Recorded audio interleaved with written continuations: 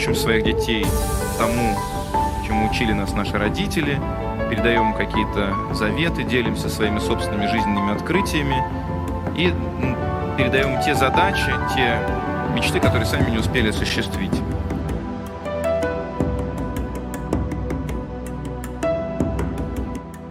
Поразительно.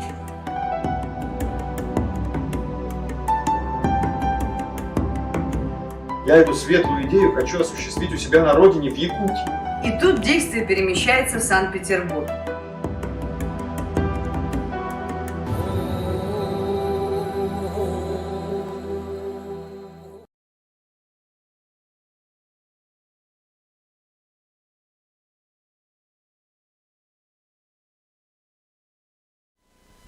Доброе время суток. Мы начинаем наше финальное сегодня заседание в рамках школы драматургов Арктики, которое у нас состоялось в этом году как уникальный проект при поддержке Фонда президентских грантов, Фонда тотального диктанта, музейного комплекса «Россия. Моя история», всех заинтересованных лиц. И мне очень приятно поприветствовать наших коллег, партнеров, организаторов проекта в Санкт-Петербурге.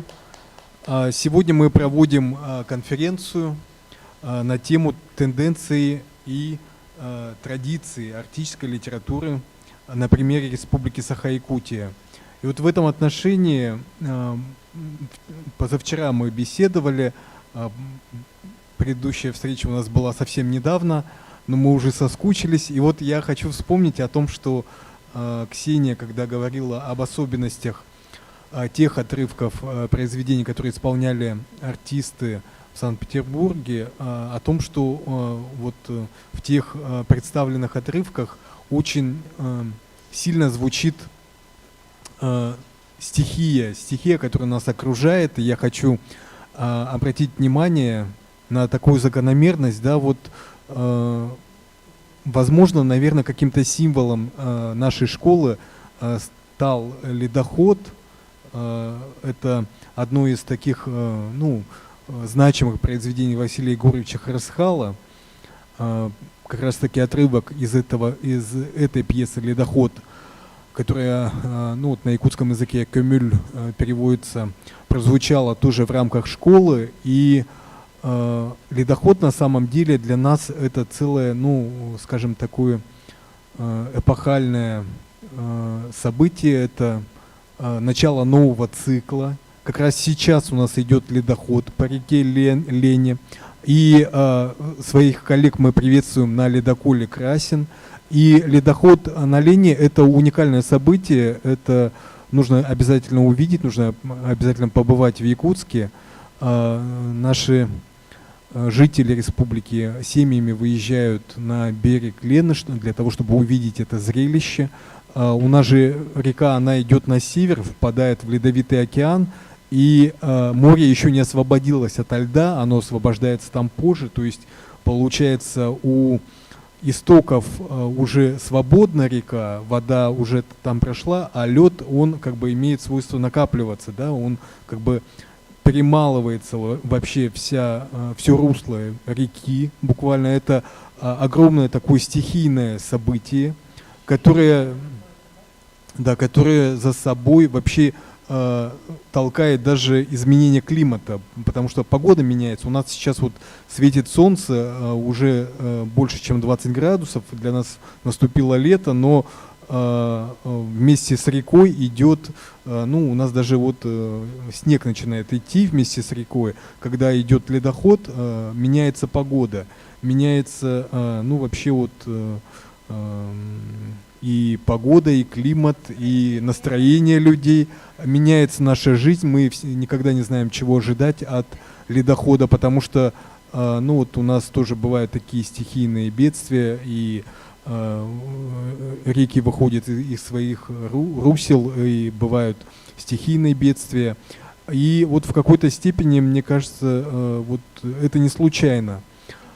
Это очень символично, и на самом деле вот мышление северного человека, сознание северного человека, арктического человека, жителей республики, якутян, оно ищет такие символы, оно опирается на эти символы. И на самом деле оно ну, вот, о многом нам говорит. И, возможно, действительно мы вот какую-то волну такую подняли. Мы надеемся, что то, что мы делаем, оставит след ну, вот, в жизни нашей республики и, возможно, всей страны. Тем более мы объединили под нашим проектом многие регионы. Я с удовольствием предоставляю слово организаторам проекта, куратору проекта в Якутии Виктору Борисову. Он представляет музейный комплекс «Россия. Моя история». Это ну вот, наш музейный комплекс появился одним из первых в нашей стране. И действительно это ну вот, такая сеть учреждений, которая меняет сознание, меняет наше восприятие истории, восприятие действительности. Пожалуйста, Виктор, вам слово. Ну, хотя и говорят, что все имеет свой, как говорится, завершение, но все-таки надо, я думаю, нам это дело продолжать, нам надо это дело развивать. Я думаю, вторая часть, ну, как говорит вот, Семен Никонович, по велению Всевышнего, да, может быть, случится, может быть, я не буду загадывать, но вот, со своей стороны я сделал все возможное, чтобы этот проект продвигался успешно. И вот буду делать все возможное, чтобы он далее продолжался. Ну, каждый проект, каждое начинание, он, когда начинает иметь свое развитие, потом идет небольшое вот падение, потом уже идет стагнация. Поэтому каждый проект должен обновляться, каждый проект должен уже как-то развиваться, брать новые задачи, новые цели. И я думаю, если этот проект будет иметь продолжение, то цели должны быть те же, но задачи уже должны быть другие. Но это мое сугубо личное мнение. И вот хорошо, что у нас этот проект осуществлялся вместе с Петербургом, вместе, можно сказать вот так, сразу культурной элитой, да, Петербурга, вместе с музеем «Ледокол Красин», который нам очень помог. И я думаю, вот мы проложили этот путь, и этот путь, это наша дружба, наша совместная работа будет продолжаться, и вот будем осуществлять другие какие-нибудь проекты культуры. Благо идей у людей много, и вот эти инициативы я как председатель региональной общественной организации «Моя история» буду всемирно поддерживать, как можно все, что в моих силах, буду делать. И также я вот очень сильно благодарен всей команде проекта «Школа драматургов Арктики», нашим драматургам, которые приняли участие, нашим вот, Андрею Геласимову, Дмитрию Глуховскому, Владимиру Федорову, который проживает за пределами Республики Саха. Большая благодарность фонду президентских грантов, организациям, которые помогали нам в осуществлении этого проекта. Большая благодарность вот, модератору проекта Владиславу Валерьевичу и, естественно, конечно, Дарье Ермолаевой. Я с ней очень хорошо сработался в этом проекте. Она, конечно, большой профессионал, уже давно работает, известный человек в нашей республике. Большая благодарность Елене Степановой, она сейчас в Москве, наш пиар-менеджер проекта, очень талантливый человек. Сейчас у нас второй пиар-менеджер работает в проекте, Елена Илларионова, который тоже является всесторонне развитым человеком, очень талантливый человек, близкий к театру. Большая благодарность студии «Округ ТВ», которая занималась нашей трансляцией. Вот. Отдельная благодарность Ладе Петровне, которая работала и осуществляет праздник «Белые ночи Арктики». Отдельная благодарность Ираиде Поповой, которая не пропустила ни одного мастер-класса.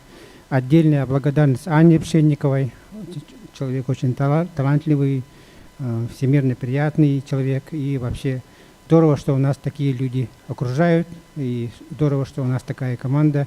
Я думаю, вот надо нам все-таки после проекта не расходиться, осуществлять другие проекты, такие же вот проекты, большие проекты для блага нашей республики и, не побоюсь этого слова, страны.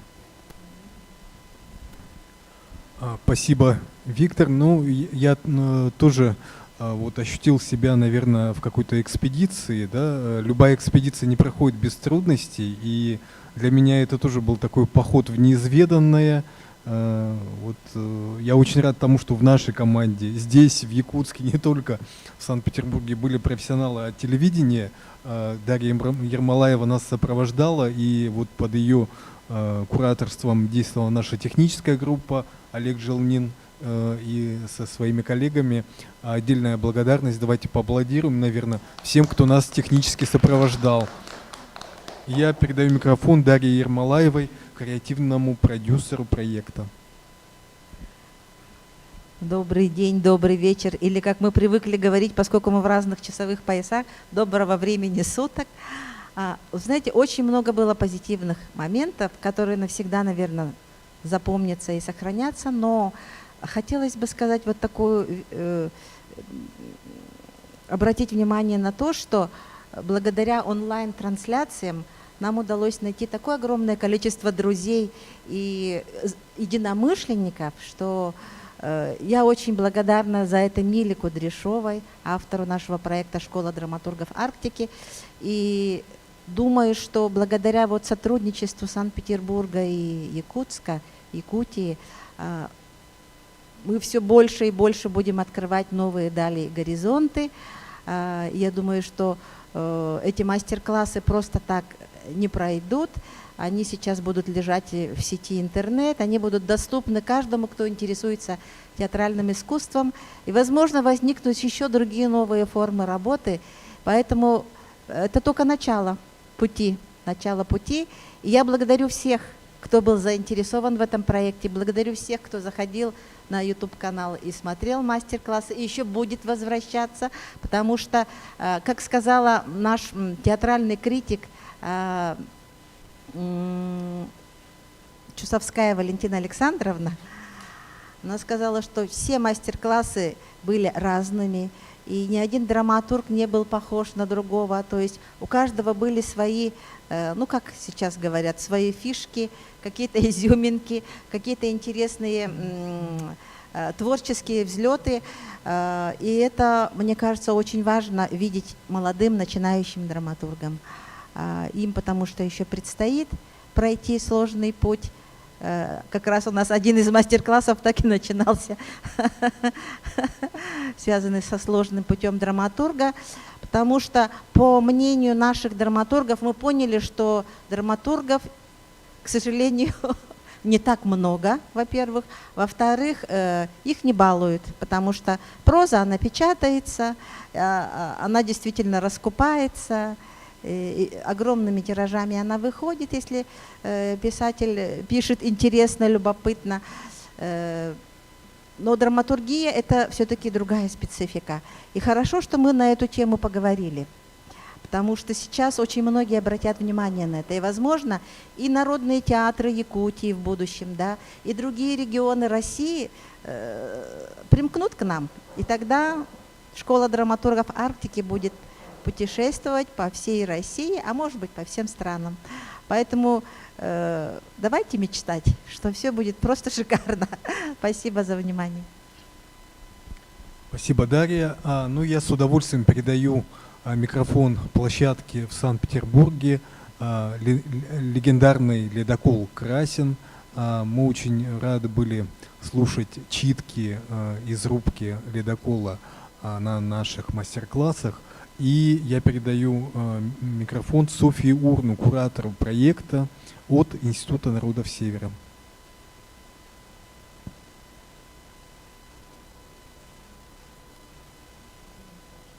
Мы не слышим. Может быть, микрофон не включен?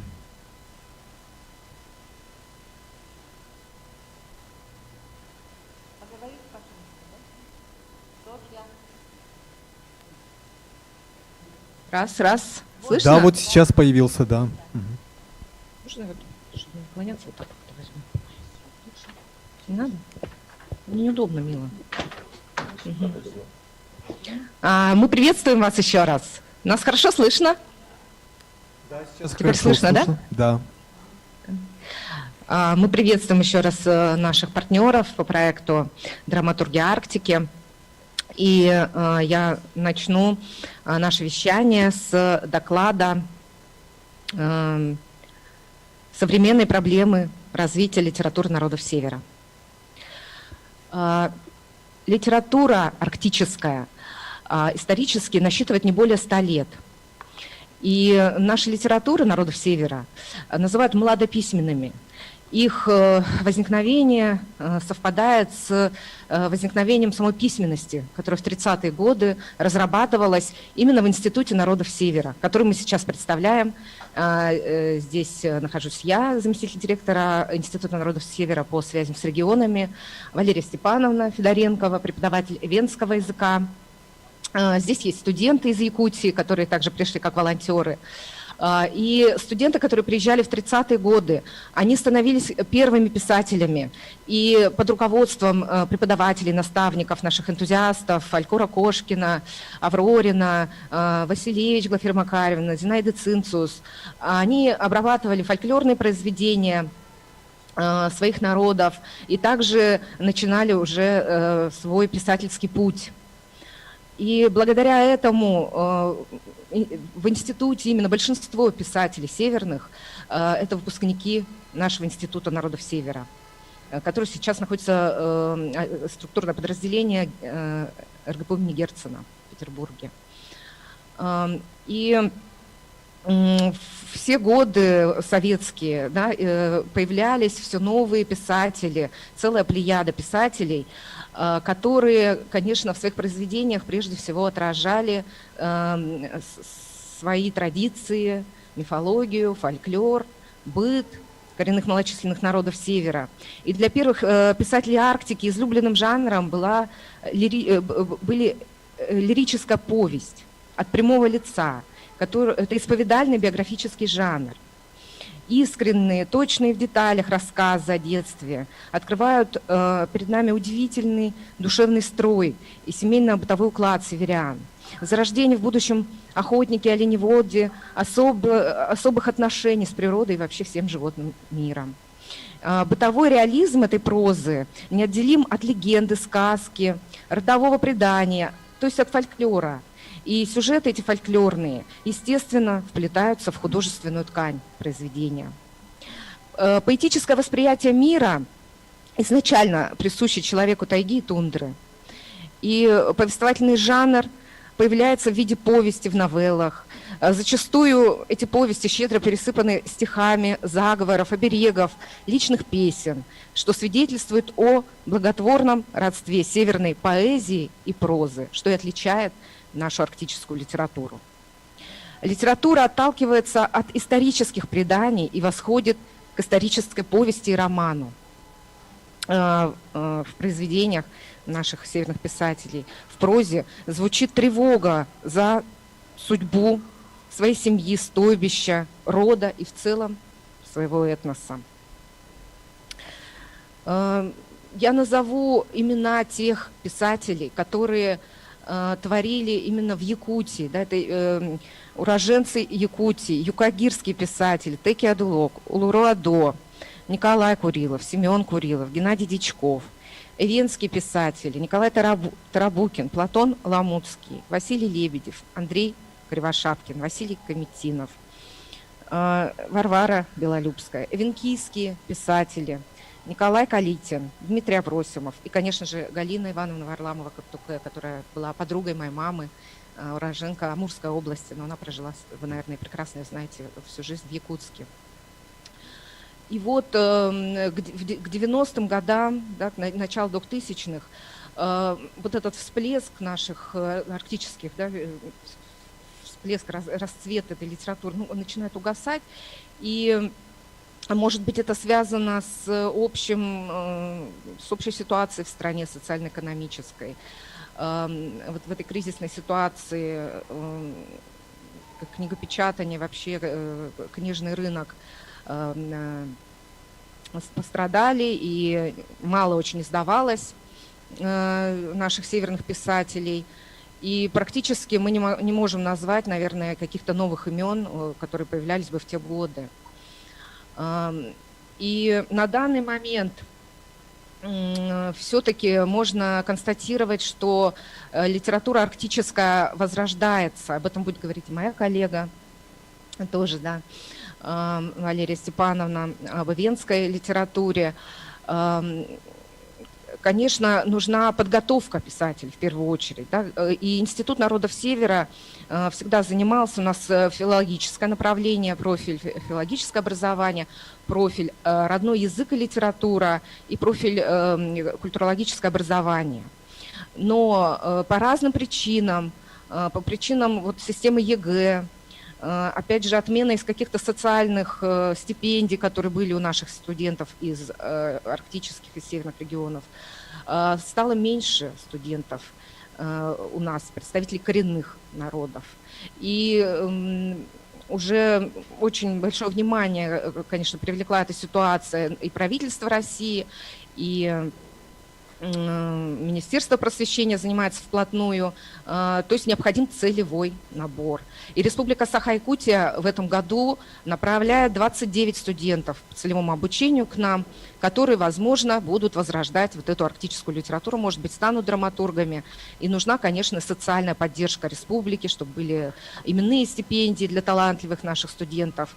Вот. И Якутия, конечно, очень хорошо занимается действительно развитием литературы. В 2020 году был объявлен конкурс, который называется «Всероссийский конкурс начинающих писателей коренных малочисленных народов Севера», который проводило Министерство культуры и духовного развития Республики Саха-Якутия.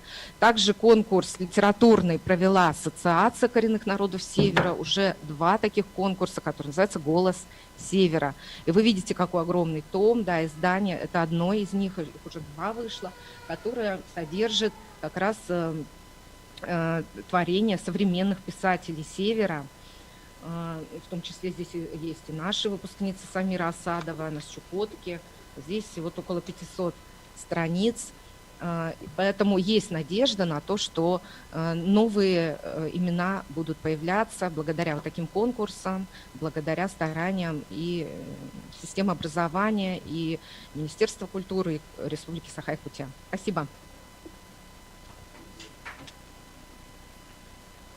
И я передаю слово директору музея «Ледокол Красин» Ольге Подшувей с докладом «Ледокол Красин в искусстве». Здравствуйте, дорогие участники проекта.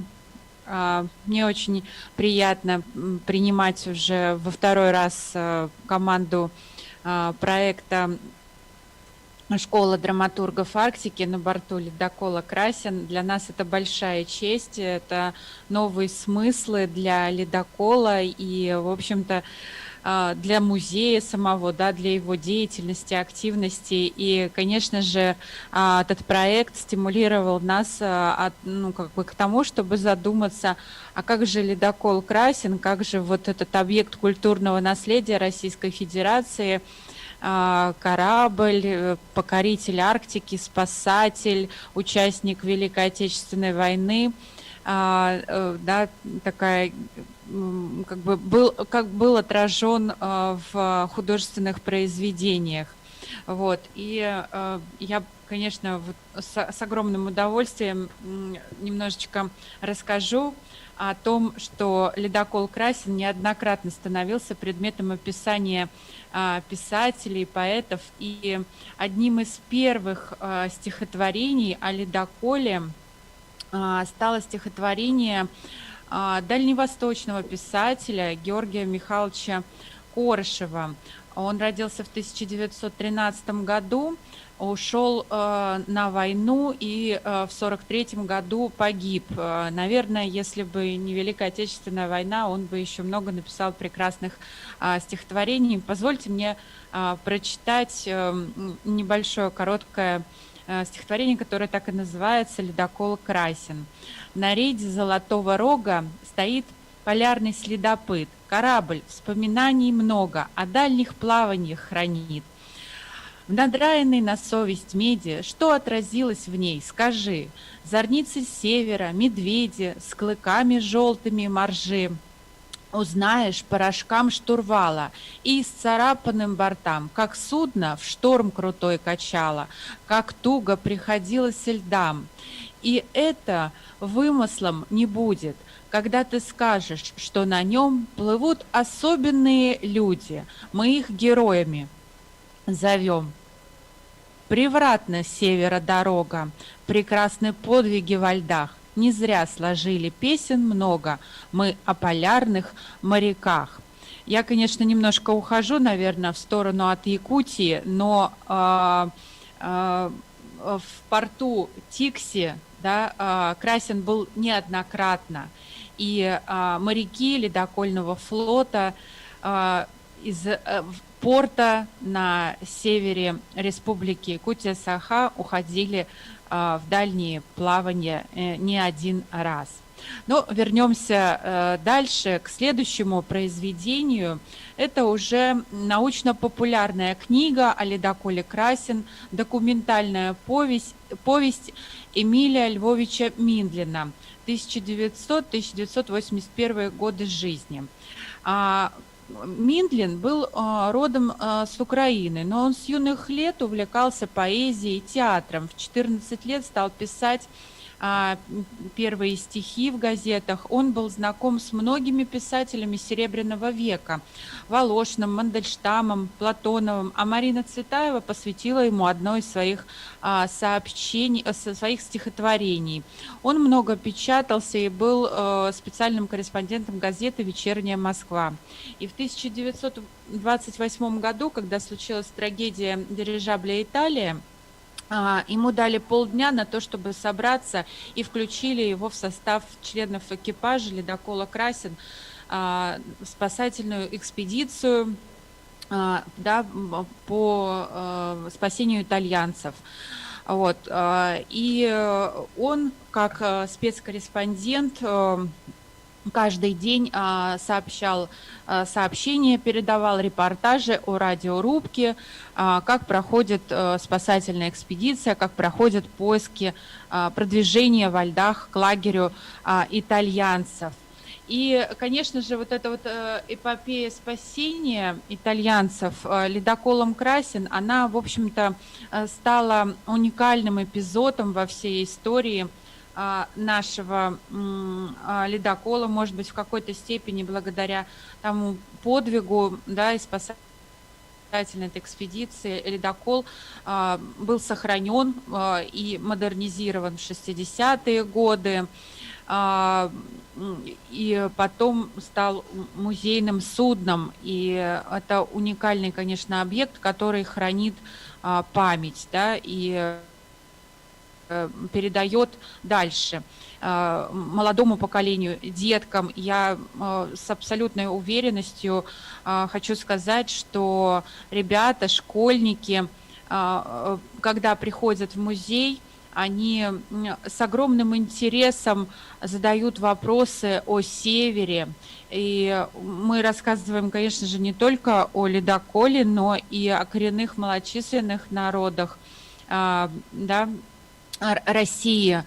Вот. И поэтому, конечно же, вот этот проект, я больше чем уверена, он будет развиваться, и мы с огромным удовольствием всегда будем принимать участие во всех мероприятиях, да, и хотела бы пригласить к нам в гости обязательно партнеров из Якутии.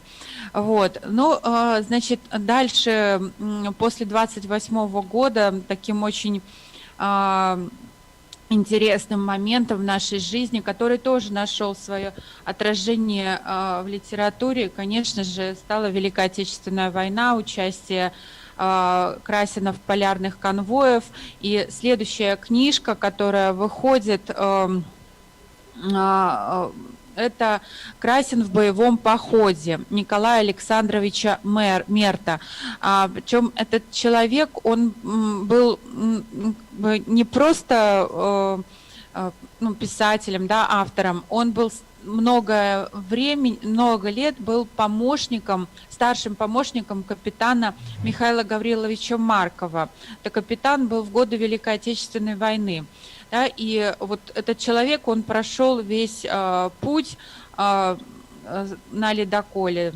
И потом в воспоминаниях писал, вот, по своим воспоминаниям написал такую удивительную книгу.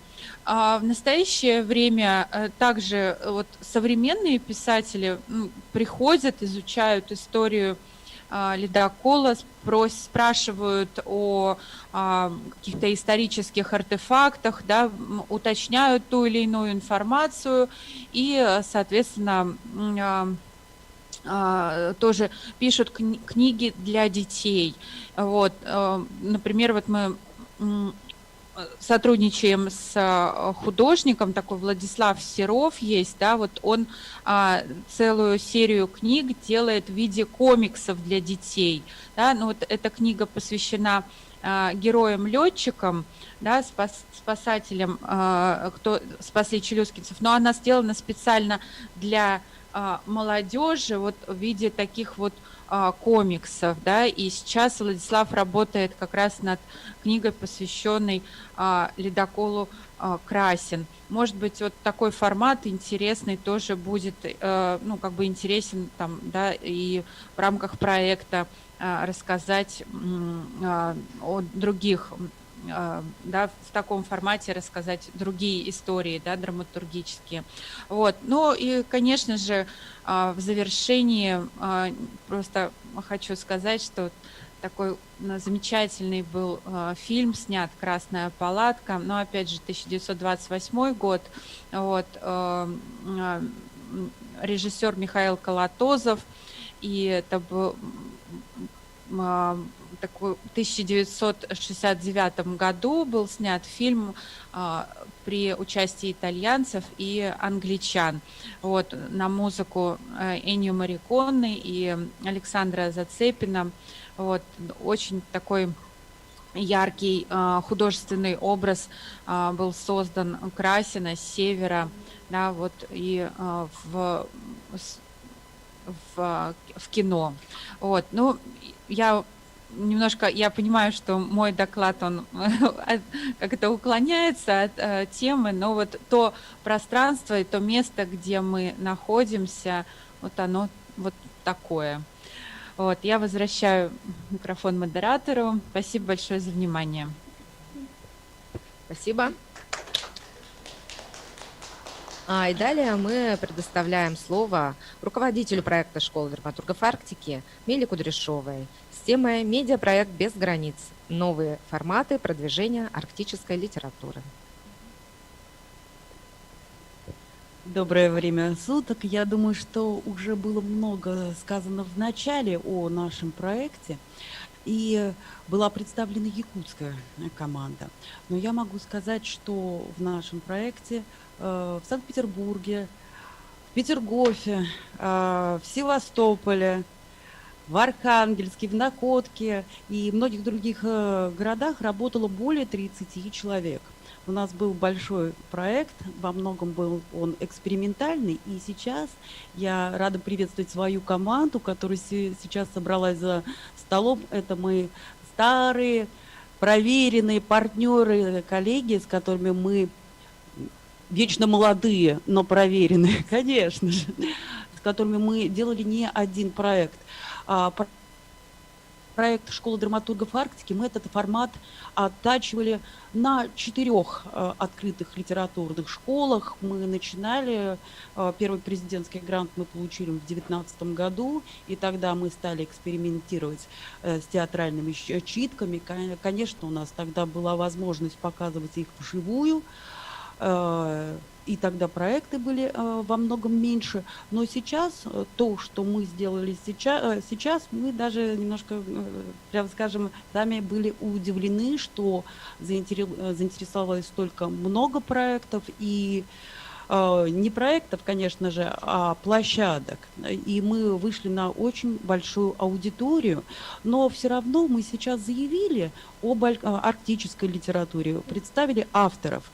Но я думаю, что задача школы – это все-таки и близкое общение, и коммуникация между преподавателями, студентами, и выход новых произведений и новых театральных читок.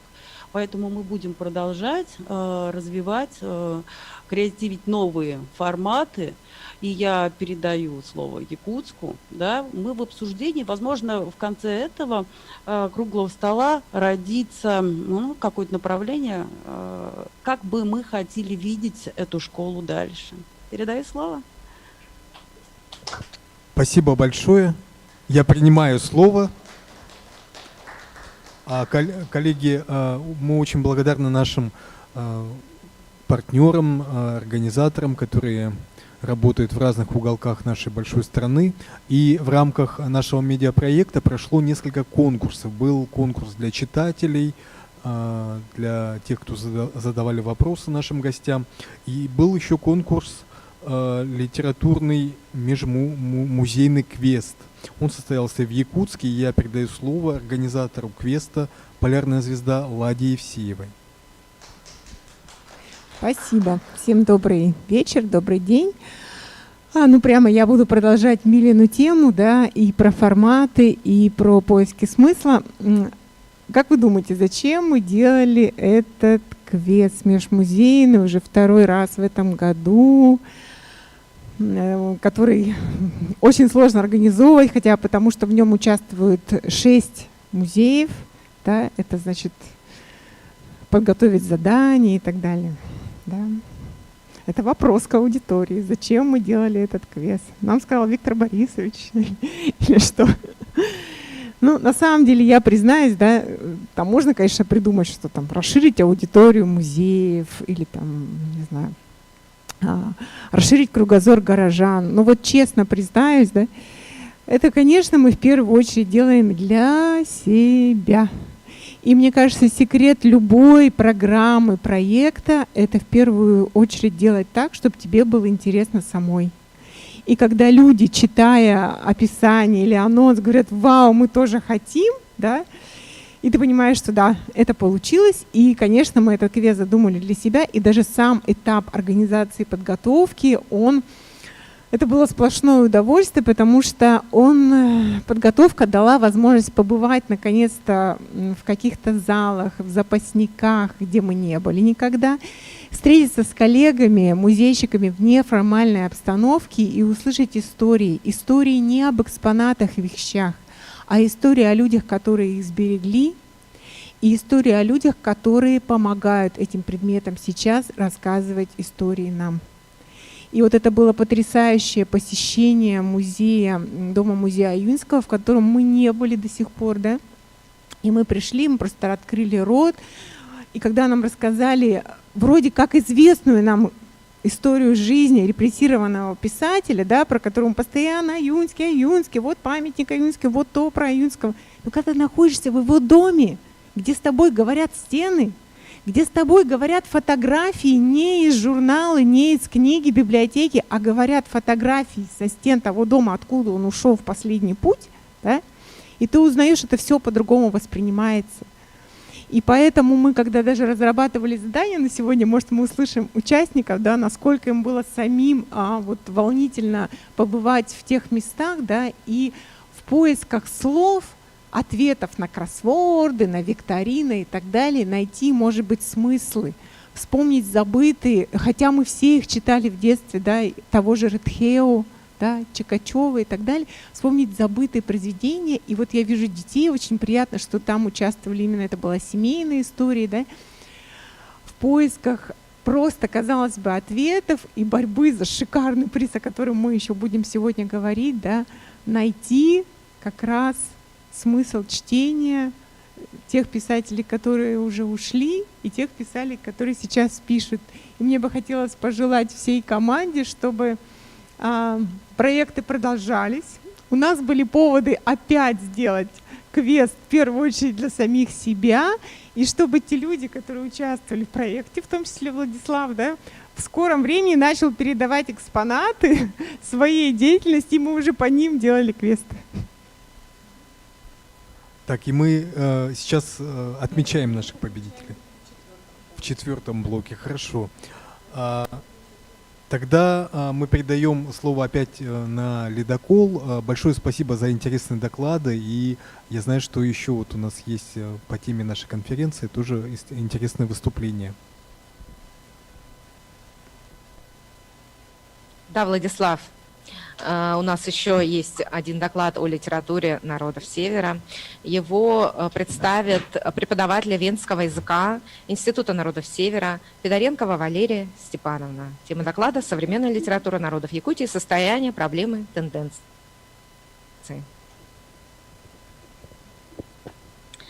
Добрый день всем. Я хотела очень коротко поделиться своими соображениями, впечатлениями о литературе народов Севера на примере венской литературы. И как-то так получилось, что писатели, поэты, о которых я буду говорить, вены, в основном они все якутяне, мои земляки и даже родственники.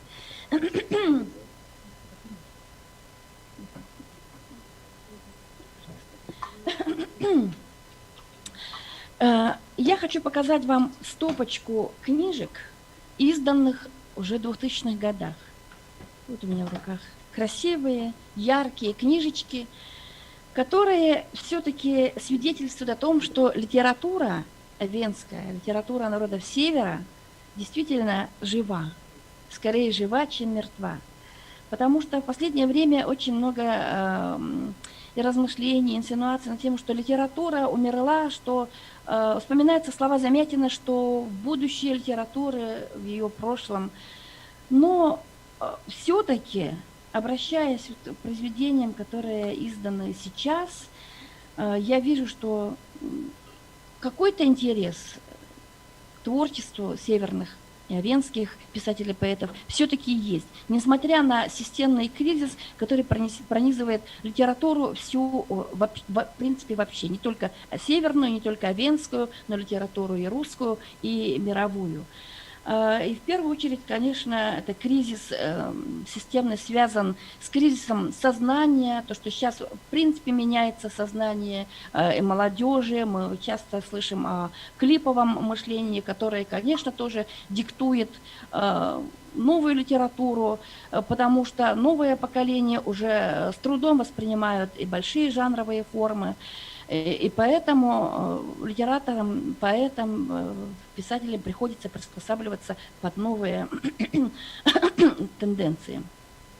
Это кризис и кризис идейный, кризис концептуальный, потому что те идеи, темы, которые были актуальны в начале XX века, в середине XX века, о чем говорила Софья, уже не актуальны для современной венской молодежи, потому что происходит культурное нивелирование, происходит культурная ассимиляция, и современное поколение ищет свои темы, свои идеи, и, скорее всего, они связаны с поиском чего-то универсального, общечеловеческого, и тематика произведений современных авторов об этом как раз говорит.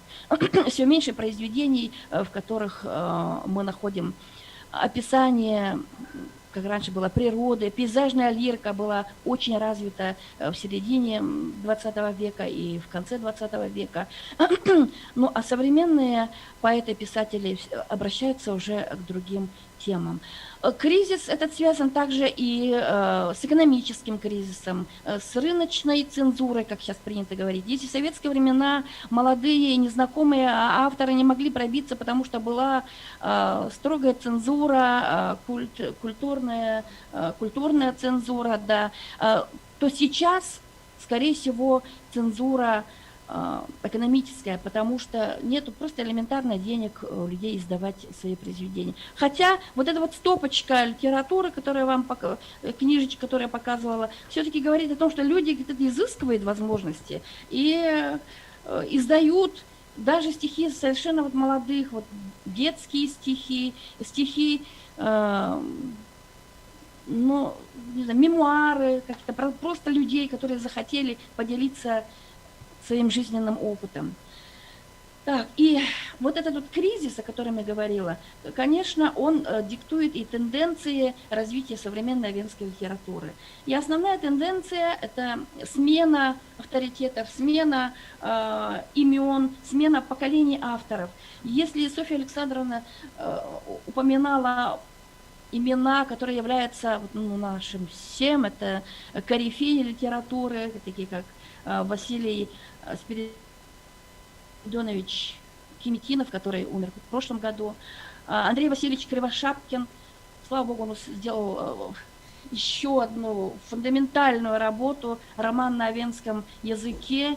Именно Андрей Васильевич, конечно, представляет нашу литературу на всех фронтах. У него прекрасно развиты и лирические произведения, он пишет, развита лирика, ну и большие жанры, как вот роман Овенский, Бине Ачмутнахавнек, буквально жизнь, бесконечный перевал, ну или так, дорога без конца.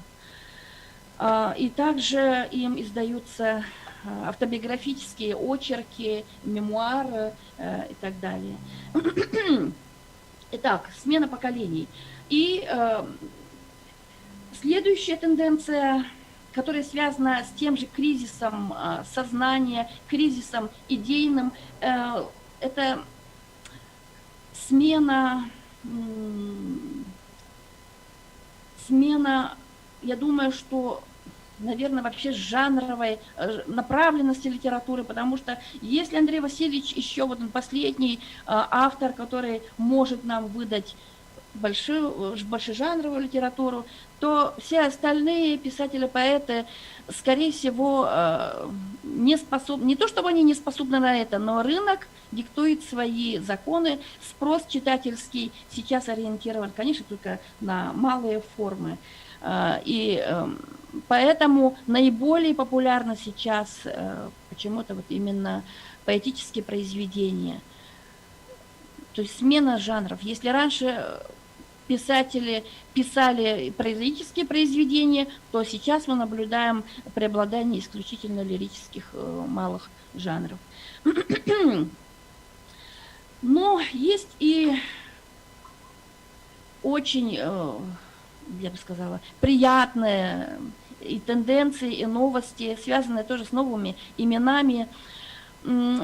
Творчество, заслуги, я бы сказала, поэтические, творческие заслуги современных овенских поэтов и писателей якутян были отмечены.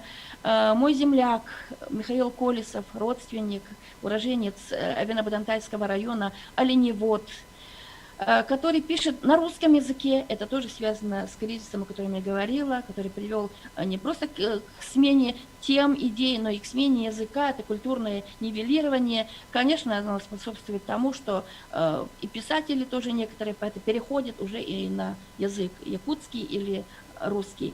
И Михаил Колесов в 2014 году получил очень престижную премию «Поэт года».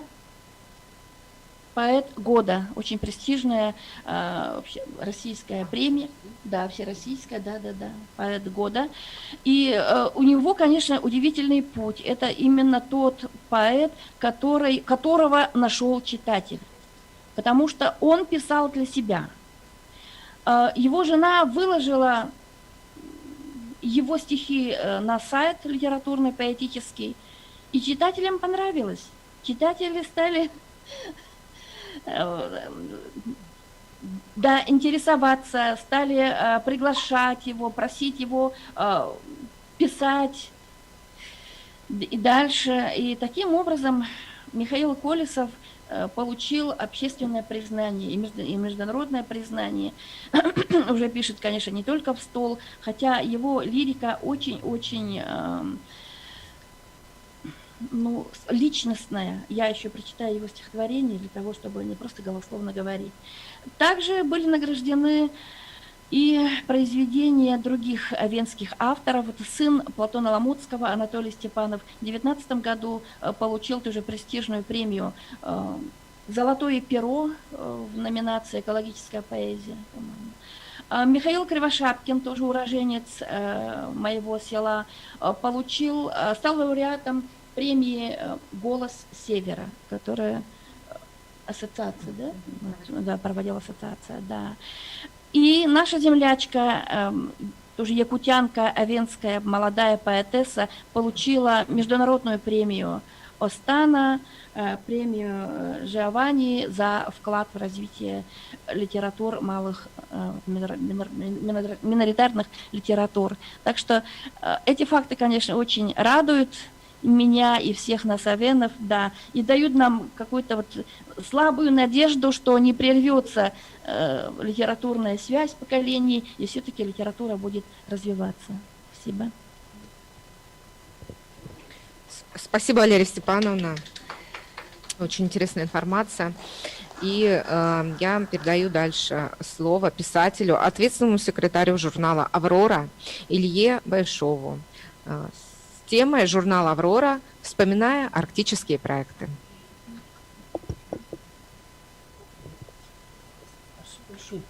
Добрый день.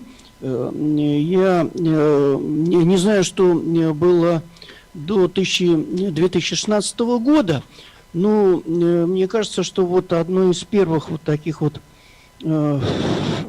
планов по знакомству нашего читателя с якутской литературой был осуществлен вот такой замысел именно в 2016 году. Я сейчас этот журнал держу у себя в руках.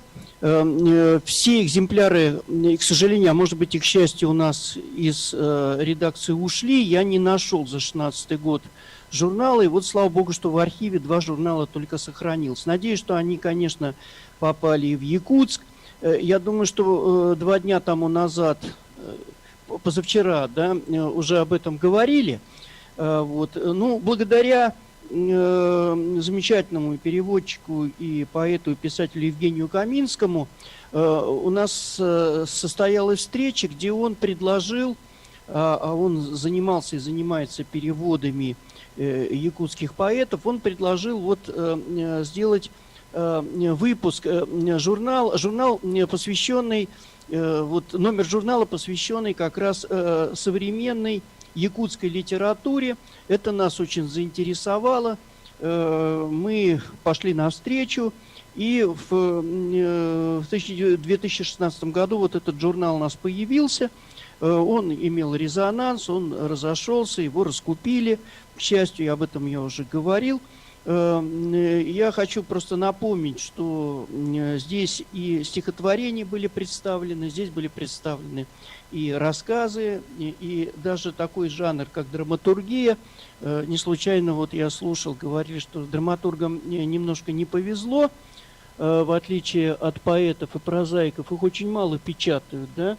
И забегая вперед, хочу сказать, что вот драматурга Владислава Левочкина, значит, мы напечатали дважды его стихи в 2016 году, а потом, когда у нас был год театра, то журнал опять, как бы, так сказать, себя позиционировал с самой хорошей стороны, и он печатал пьесы вот авторов, и в том числе пьесу Владислава Левочкина, насколько я помню, посвященная вот на религиозную тему, посвященная одному из выдающихся религиозных деятелей России, да, который из Аляски приехал в Иркутск. Насколько я помню вот эту пьесу, я ее редактировал.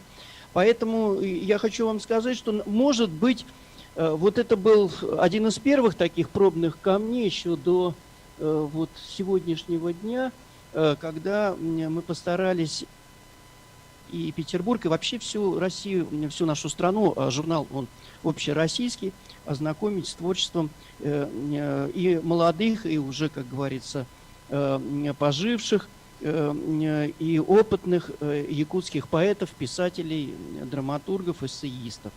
Ну, я думаю, что в Якутске об этом номере знают. Вот, и мне приятно тут быть одним из первых первопроходцев.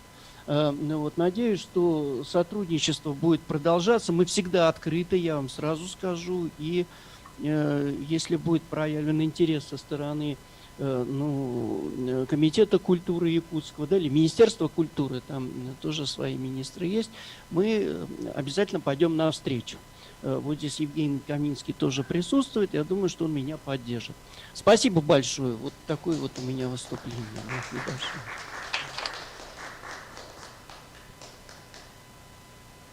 Да, и мы передаем дальше слово писателю и драматургу Ольге Погодиной-Кузьминой. Тема ее доклада «На перекрестке жанров. Проза, драма, сценарий».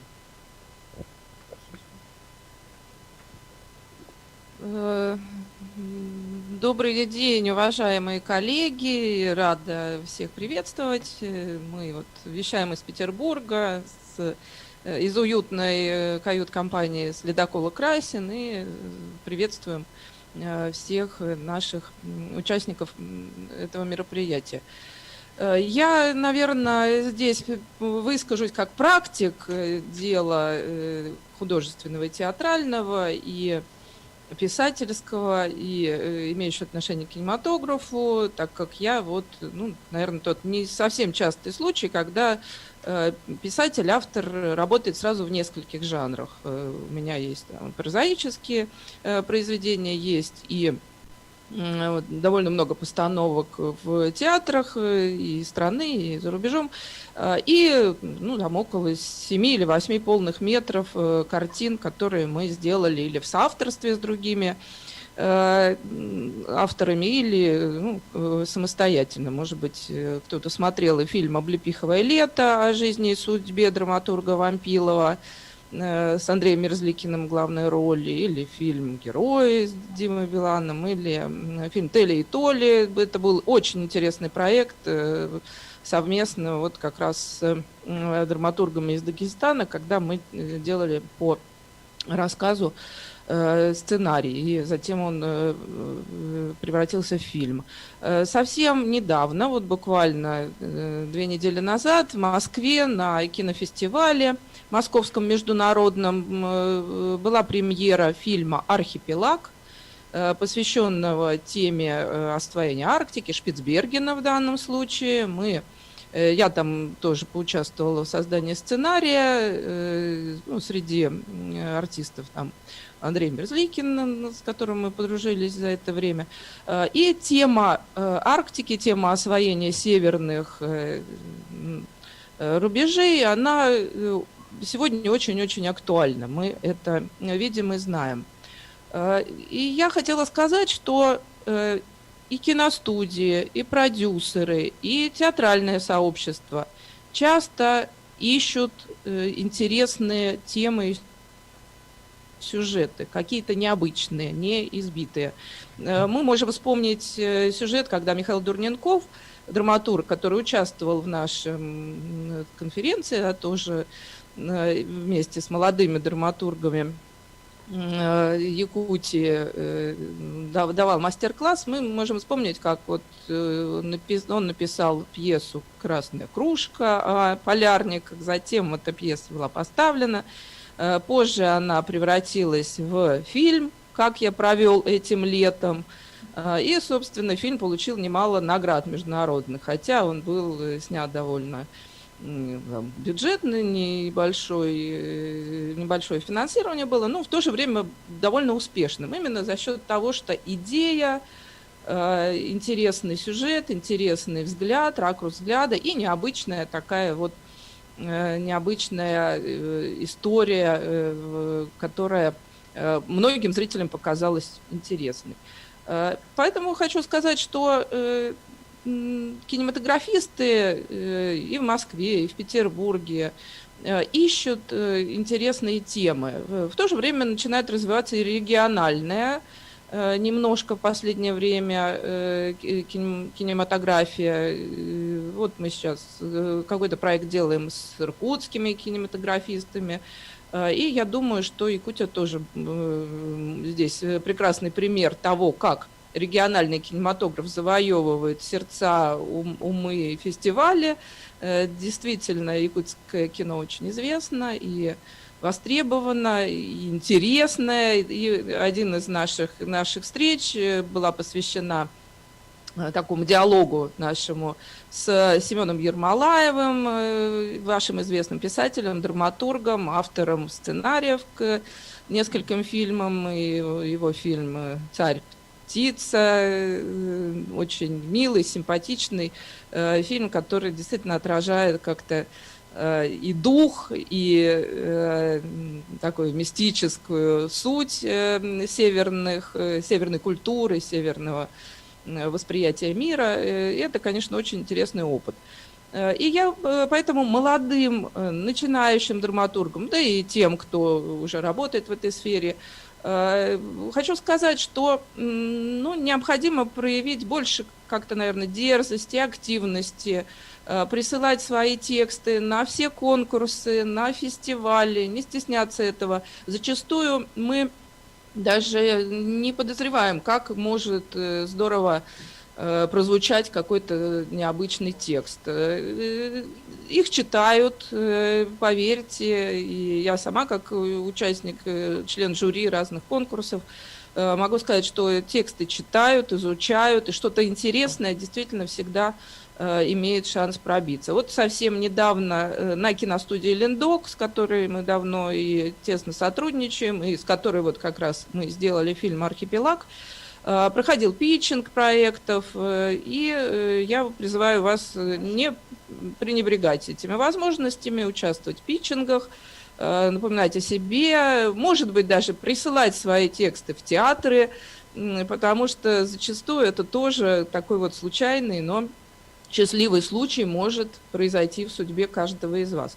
Мне кажется, что это важно, верить в свои силы, понимать, что интересная история всегда будет востребована, она может зацепить продюсеров, и даже если вы потом будете работать и делать свой сценарий в соавторстве с каким-то более опытным сценаристом, это тоже все равно бывает очень-очень интересная работа. Я вот с удовольствием такими проектами занимаюсь. Вот. Поэтому, если у нас потом в конце мероприятия будут вопросы, с радостью на них отвечу. Вот. А сейчас передаю слово организаторам. Спасибо за внимание.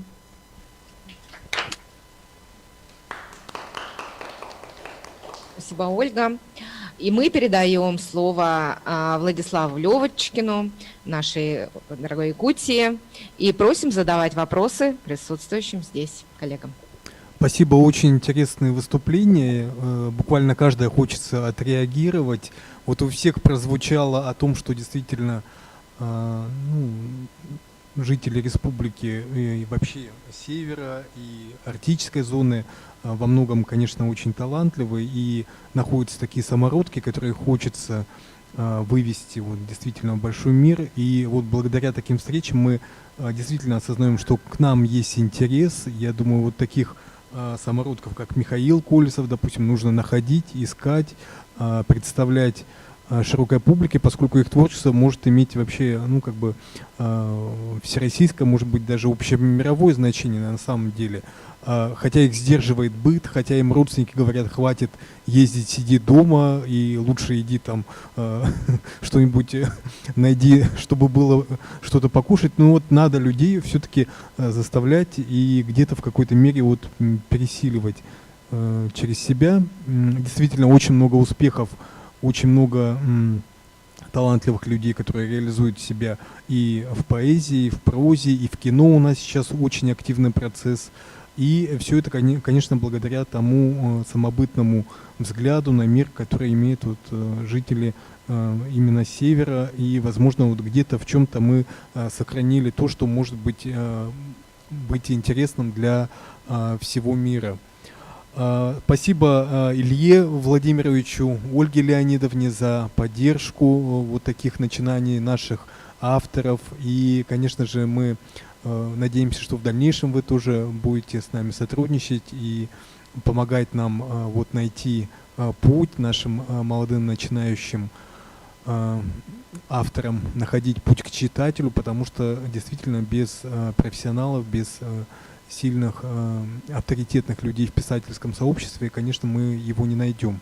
И нам очень важны эти связи. У нас тоже активно идет писательский процесс. Есть ассоциация писателей, которая насчитывает достаточно большое количество творческих людей. Мы, конечно же, очень рассчитываем на то, что наши партнерские взаимоотношения будут наращиваться. И мы как раз вот сегодня хотели пригласить наших героев наших мастер-классов. У нас московские наши гости все уехали к себе домой, остались наши местные авторы. И вот я говорил о том, что сейчас ледоход идет. У нас как раз такой период, когда у нас все пошли стрелять уток. На прошлой неделе открылся сезон охоты.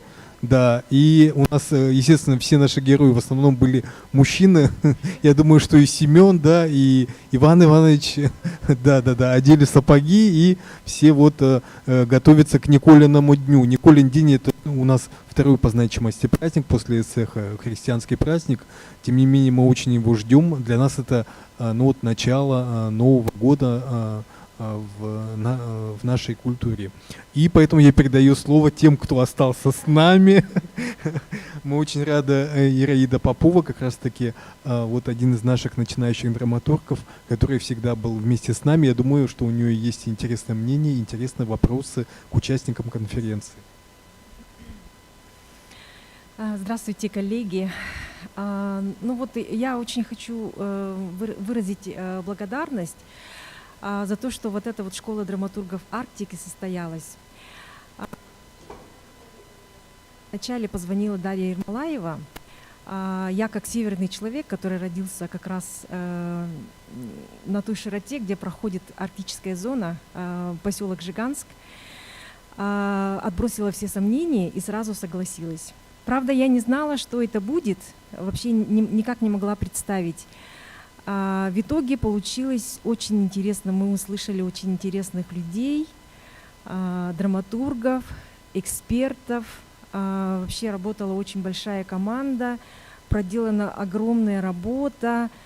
Вот. И я даже вот как будто представляю в дальнейшем, что это никак не может вот так сейчас закончиться. Поэтому подключится, наверное, вообще вся вот арктическая зона России сначала. Это огромные территории и тоже интересные тоже этносы, интересные писатели, возможно, там есть. Вот. А потом уже и, возможно, вся циркумполярная территория всего мира. Вот. Это было бы тоже очень интересно. Вот. Ну и, я еще хотела сказать, что вот этот журнал «Аврора» у нас есть. Мы ее смотрели, читали. Она находится, вообще этот номер находится в 2 союзах писателей и в нашей редакции республиканского литературного журнала «Полярная звезда». Вот как раз она стоит на гостевой полке, и ее могут читать наши гости. Вот. Ну и думаю, что даже не знаю, что сказать дальше. Я вот для себя, что действительно взяла, это я писала по какому-то наитию. Вообще, я, наверное, писала как прозаик, наверное, как вот Бог на душу положил, так и писала. теперь знаю, что вот это надо как-то структурировать. Я поставила перед собой новые задачи. Вот, и готова, наверное, работать дальше. Вот, и я теперь вижу, где у меня какие были, возможно, ошибки, возможно, какие-то, ну, растянутые места, что-то какое-то несовпадение и так далее. Это, ну, как бы я на это просто не обращала внимания, пока не попала вот это, ну, вот как бы в рамки школы драматургов. Я очень счастлива, что здесь участвую. Спасибо Ираиде. Ираида Попова представляет у нас журнал «Полярная звезда», она является ответственным секретарем журнала, и это тоже символично. Вот журнал «Аврора» — это утренняя звезда и полярная звезда. Видите, как у нас все перекликается, да? Как раз такие звезды открывают нам новые звезды, да? И я хочу передать микрофон еще одной нашей постоянной участнице нашей школы. Она не была нашим гостем, но она тоже является автором, драматургом, и ее постановки тоже уже были поставлены на сцене наших театров. Да, здравствуйте, коллеги, очень приятно вас видеть. Не только наших, но и во Владивостоке. Тоже очень хорошо шел и идет до сих пор в репертуаре мой спектакль. Вот. Что хочу сказать по поводу нынешнего проекта. Вот я тут себе накидала. И для нас, конечно, вот для нас, местных людей, которые пишут, очень важно выходить за рамки своего региона. И мы не часто выезжаем на Большую Землю, потому что это далеко и это очень дорого. И тем более редко у нас есть возможность профессионального общения где-то там на Большой Земле. За вот эту предоставленную возможность общения большое спасибо, конечно, Школе драматургов Арктики. И я хочу пожелать, мы уже это обсуждали с коллегами до включения, хочу пожелать, чтобы у школы расширился круг задач и чтобы мы смогли расширить границы и общаться не только с драматургами нашего региона и с театралами нашего региона, но и со всеми арктическими регионами России. А может быть, действительно выйдем и за пределы России. Это было бы, для нас это было бы замечательно. Отдельная огромная благодарность театру, который делал читки. Это было, товарищи, незабываемо. Я видела, у вас сидит Ксения, да, вот, к сожалению, сейчас плохо видно. Да, ребята, большой вам привет. Это было очень здорово. Это так, вы даже не представляете, насколько это интересно слушать. Это так по-новому заиграло. И, честно говоря, признаюсь, что я сначала довольно скептически к этому относилась. Думаю, читка, что там? Нет, все сомнения беру обратно, потому что это было реально здорово. Ребята так вжились в образы в свои и совершенно по-новому открыли те тексты, которые мы как бы и так знали. Спасибо большое. В заключении скажу, что я как сторонник того, чтобы все имело практическую пользу, тоже очень надеюсь, что наша школа будет иметь практическую пользу, и вот эти итоги, они будут иметь какой-то пролонгированный во времени эффект. Для этого я уже задружилась в Фейсбуке и с Милой, и с Марией Ануфриевой, и мы с ней хорошо пообщались, и вот с Ксенией сегодня, да, она, по-моему, подтвердила тоже запрос мой. Огромное спасибо за такую вашу обратную связь. Мы с удовольствием будем стараться с вами сотрудничать. Надеюсь, что и вы будете нас слышать. А вопрос? Вопрос потом. Можно сейчас. У Анны всегда очень интересные вопросы. Да, потому что я по первому все-таки образованию журналист, поэтому вопросы я задавать люблю. А вопрос хотела бы я задать Валерии Степановне. Я видела, что вот у вас стопка книг, и я так понимаю, что у вас есть аудитория для литературы, для той литературы, которая выходит на языках малочисленных народов Севера. Да, я преподаватель кафедры алтайских языков и литературы. И, конечно же, мы со студентами разбираем, анализируем, работаем с литературой. Я хотела сказать, есть такая небольшая проблема. У нас в городе существует театр «Гулун».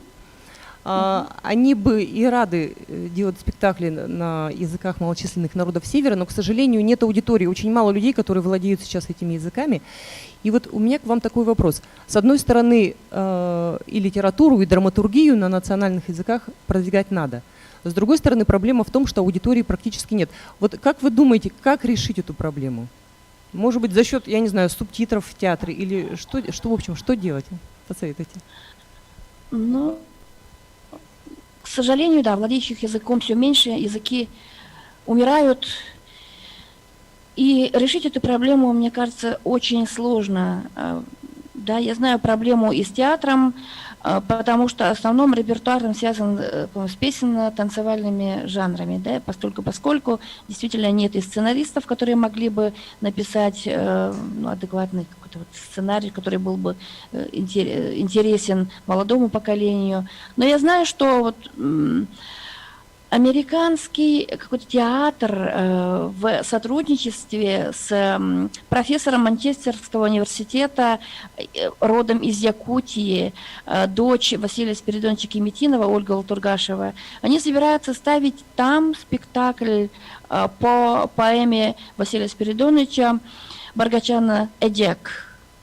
Ну, в переводе, конечно, на английский язык. Вот, возможно, конечно, привлечь, но я не знаю, насколько это будет актуально вот, в современной рыночной экономике, ситуации, потому что это все, мне кажется, как выброшенные на ветер деньги. Но, конечно, надо каким-то образом это продвигать.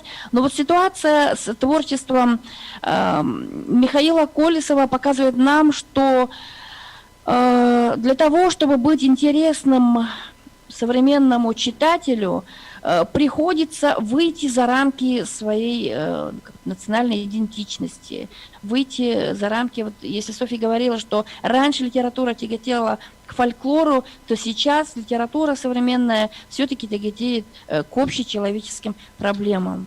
Вот я бы хотела, если позволяет время, прочитать стихотворение одно, которое мне очень-очень нравится. Можно, да, прочитать стихотворение? «Не снилось, я был снег».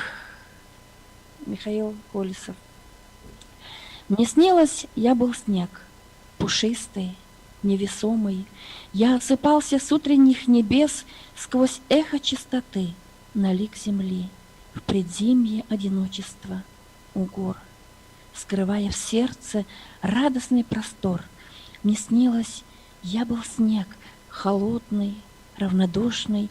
Я не поднялся к Млечному пути с тяжелых холодов, и вой пурги срывал с моих ладоней, словно дым, негромкое тепло твоих следов, под злобный смех безжалостных богов. Мне снилось, я был снег, усталый и веселый. Я улыбался солнечным ветрам, весенней вышине шептал стихи, искрился и мечтал у ног любви. И верил в красоту и мир. Я жил и девушкам подснежники дарил. Мне снилось, я был снег, я таял навсегда.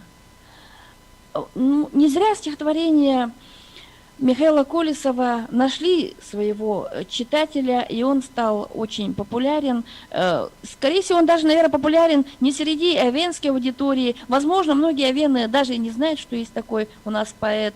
Он популярен уже на просторах интернета. Вот я вот спрашиваю девочку, нашу авенку, магистрантку, вот ты читала когда-нибудь стихи Михаила Колесова? Вот не читала. Да, вот, к сожалению. Но зато он известен другой аудитории, всероссийской, и очень популярен. Но вот сложно сказать, вот это вот авенская литература или нет. Вот когда автор авен, оленевод, но пишет, конечно же, на русском языке, и поэтому он стал популярен. Вот это вот проблема. Для того, чтобы стать популярным, чтобы выйти на, как говорится, широкую аудиторию, приходится вот, наступать на ноги собственной, как говорится, песни и жертвовать чем-то своей национальной самобытностью, может быть. Можно я тоже добавлю по заданному вопросу? Вот свое мнение хочу высказать. Я культуролог по образованию, и культурологи, анализируя, да, современную культуру, говорят о переходе, вообще о смене типов культур. Мы перешли от книжного типа культуры к экранному. И мы не можем осуждать, да, молодежь, что она не читает книг, или там дети, да, больше ориентированы на интернет, телевидение, да, то есть культура визуализируется. И здесь как раз, может быть, драматургия будет способствовать тому, что молодежь, извините, можно, да? Молодое поколение наши, вены, венки, юкагиры, долганы, да, другие коренные малочисленные народы, они будут свой язык изучать уже через театр, через кинематограф.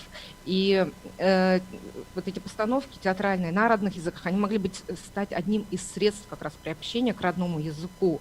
И были же и раньше телеспектакли, и сейчас можно все выкладывать онлайн и использовать как методические пособия, да, использовать в учебном процессе, просто приобщать молодежь, которая действительно ориентирована на визуальное восприятие культуры.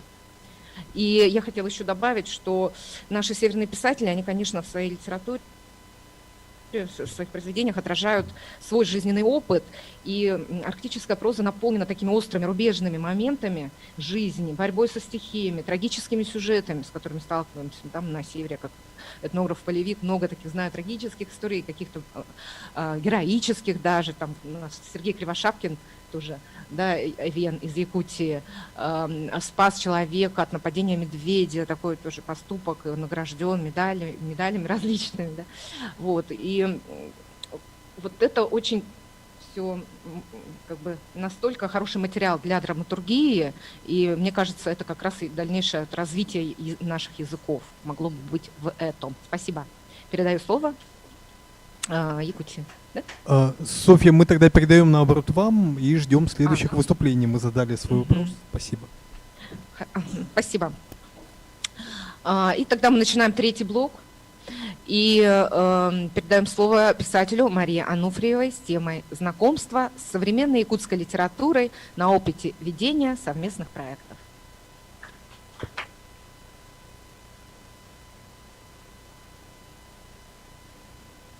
Да, добрый день, коллеги. Слышно меня хорошо? Добрый день, Якутия. Ну, я, как и все здесь присутствующие, имею опыт совместной работы с вашим регионом, с якутской литературой, и немного о нем расскажу. Я несколько лет вела проект «Грани Алроса» в литературной газете, где мы с определенной периодичностью публиковали якутских авторов, как классиков якутской литературы, так и современных. Признаюсь вам честно, когда мне поручили вести этот проект, я пришла в некоторый ужас, потому что, ну, я никогда, да, естественно, не была в Якутии, я не имела никакого представления о якутской литературе, и для меня это был, ну, как да, принято говорить, такой некий стартап. Я начала с того, что издалека я стала изучать городские форумы Якутска, чтобы понять вообще, чем живет народ, чем живет город, и потом уже перейти к писателям, да, то есть мне было важно понять, в какой среде они живут.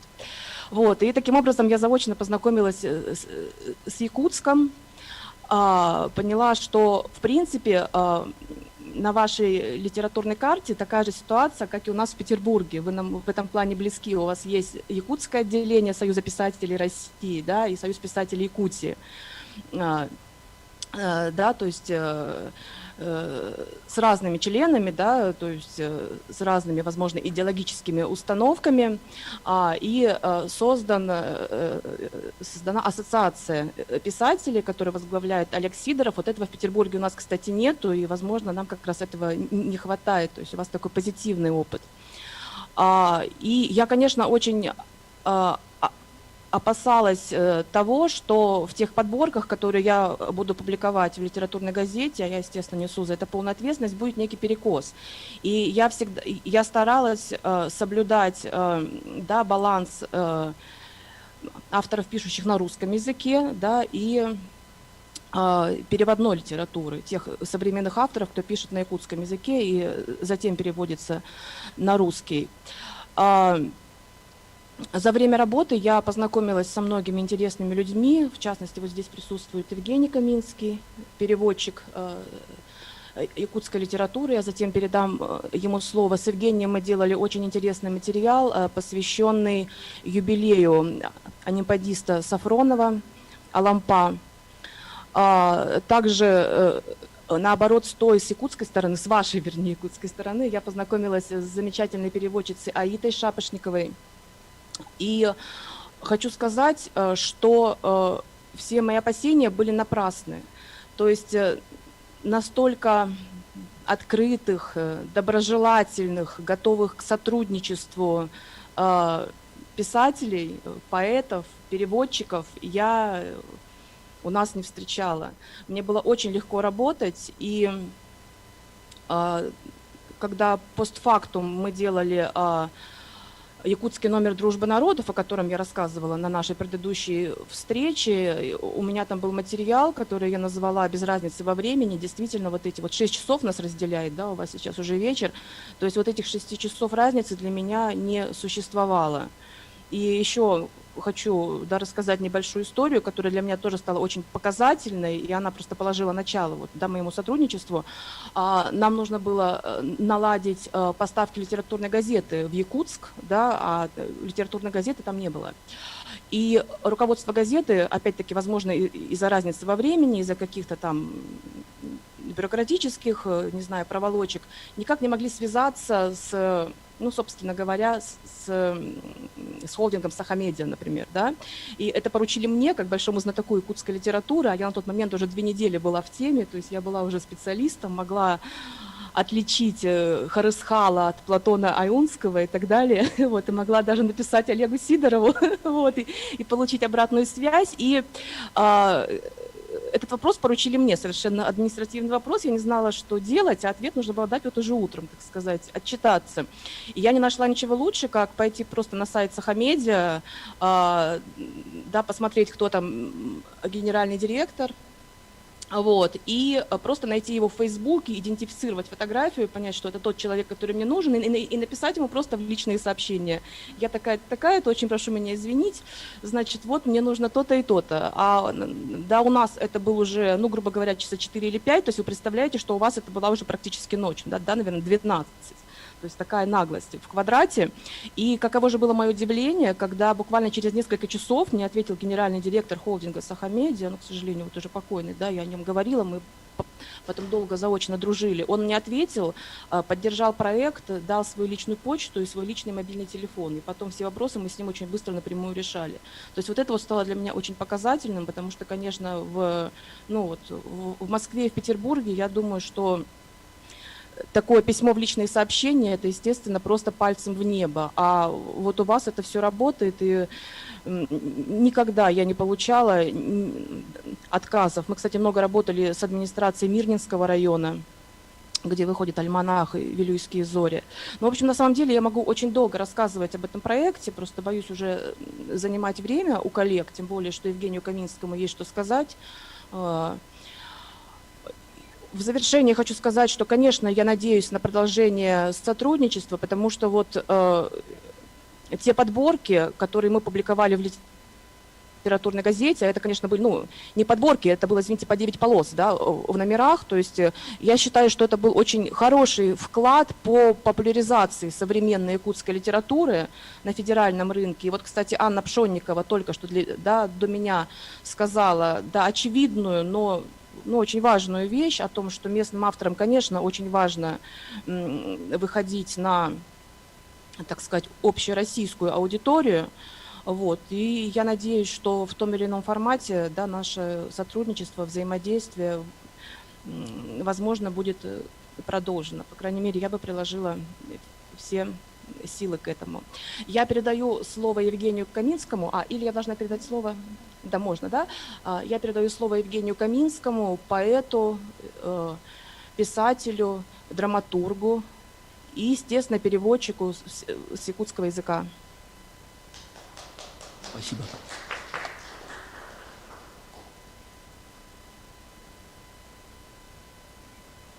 Драматург — это слишком, просто какие-то прозаические произведения были По ним была сделана постановка на Микрофон радио надо бы поближе. Плохо слышно, коллеги? Получилось просто 5 спектаклей, радиоспектаклей по прозаическим произведениям. И таким образом возник драматург Каминский. Вот. Я буду говорить о переводах, которые были с 2010 года, с якутского. Ну, в первую очередь хочу передать поклон моим друзьям Ивану Васильевичу Мигалкину, 6 книг которого я перевел, Наталье Михайловой Сая, Олегу Сидорову и многим-многим другим, которых я переводил и которых я очень люблю. Теперь вот тут была зато проблема довольно серьезная языка, да, который умирает постепенно. Но ведь язык — это всего лишь инструмент. Инструмент для передачи чего? Ну, души народа, допустим, духа народа. То есть инструмент нужно содержать в определенном порядке. Но можно как-то и перенастроить его. Я полагаю, что все-таки в первую очередь, первейшая задача — сохранить эту самую душу народа и передать ее из одной культуры в другую, скажем, из якутской культуры в русскую культуру. Для этого существует, конечно, переводчик. Переводчик, в первую очередь, конечно, должен быть, если это перевод поэзии, то быть поэтом, несомненно. В первую очередь поэтом, а уже потом переводчиком. То же самое касается прозы. Просто якутской литературы нужны хорошие прозаики и хорошие поэты. И тогда все будет в порядке, все будет отлично. Вообще-то литература, и якутская в частности, это такая большая поляна цветов, на которой растут разные цветы. Многие цветы известны на русской поляне. Ну, 5-10. А остальные 200-500. Их тоже нужно знать. Для того, чтобы всю эту поляну сохранить в культуре, для того, чтобы сделать ее общедоступной, скажем, для русского читателя, нужны переводы.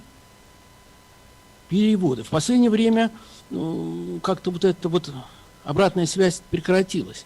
Вот последняя встреча переводчиков с писателями Якутии была в 2017 году. Вот у меня фотография. Здесь группа переводчиков во главе с Максимом Амелиным. 17-й год, мы в гостях у председателя собрания якутского, Жиркова. Вот. После этой встречи уже ничего не было никаких контактов. И вот это вот переливание крови, я считаю, что перевод — это как бы переливание литературной крови, оно закончилось. Я призываю сейчас вот сидящих по ту сторону экрана коллег вот возобновить эти практики и возобновить переводческую деятельность. Я готов переводить и прозу, и поэзию. У меня в активе там 15 авторов. А я знаю, что в Якутии больше 100-150 хороших поэтов и прозаиков. Давайте освещать всю поляну. Даже без одного цветочка эта поляна будет неполной, незавершенной. Ну вот все, что я хотел сказать.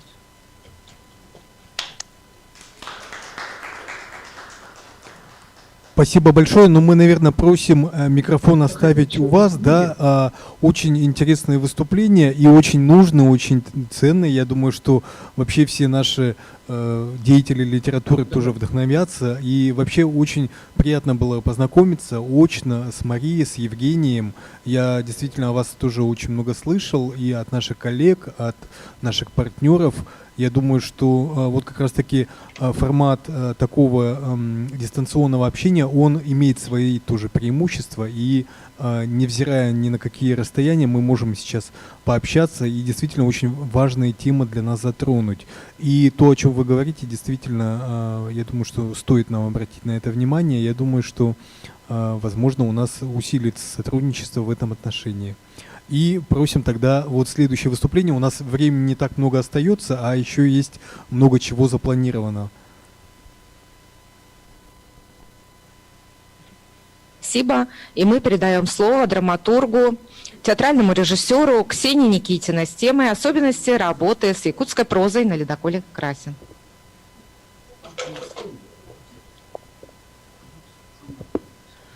Здравствуйте. Рада приветствовать Якутию с ледокола «Красин», собственно, о котором пару слов мне и предстоит сказать, потому что именно на нем снимались театральные читки. Если говорить о театральных читках, то в данном формате это были видеотеатральные читки, что уже несколько иной жанр. И театральные читки подразумевают за собой минимализм, когда идет только разбор текста по характерам и образом, как вычленяется главная мысль отрывка или всего произведения, в зависимости от того, сколько мы читаем. И делается подбор актеров под образы.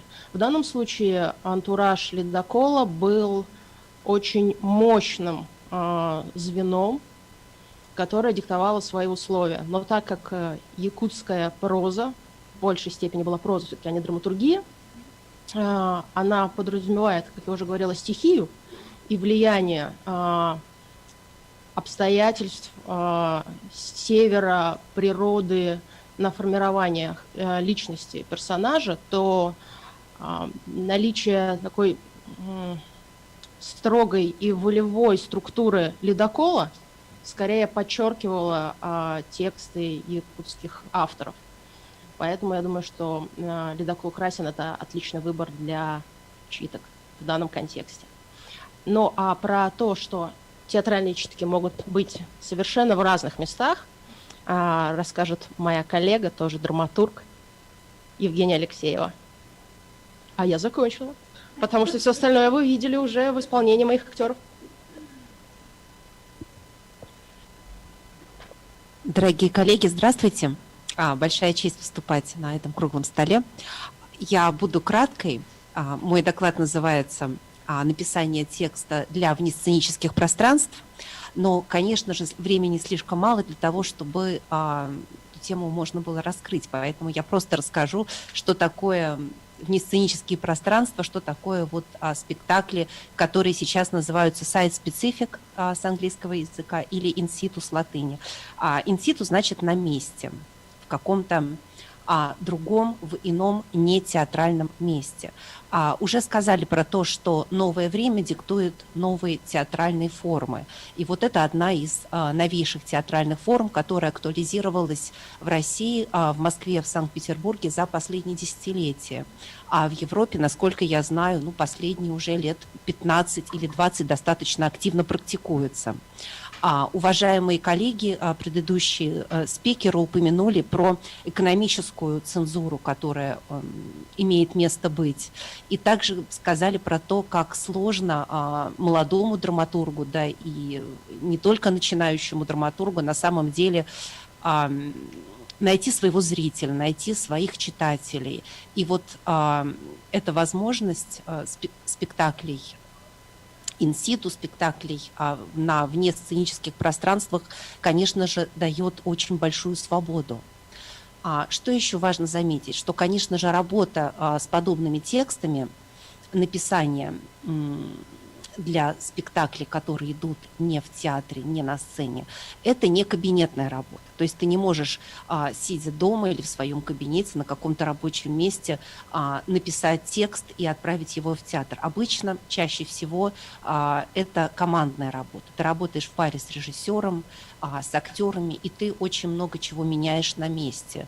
Ты видишь, как это выглядит, как это звучит, какие-то даже организационные моменты, насколько слышно актеров вот конкретно в этом месте. Да, место может быть самым разным. Что значит внесценическое пространство? Я уже сказала, это значит не сцена театра. Это может быть, например, коридор в театре, да? Это может быть какой-то холл, да? Это может быть буфет, это может быть бар.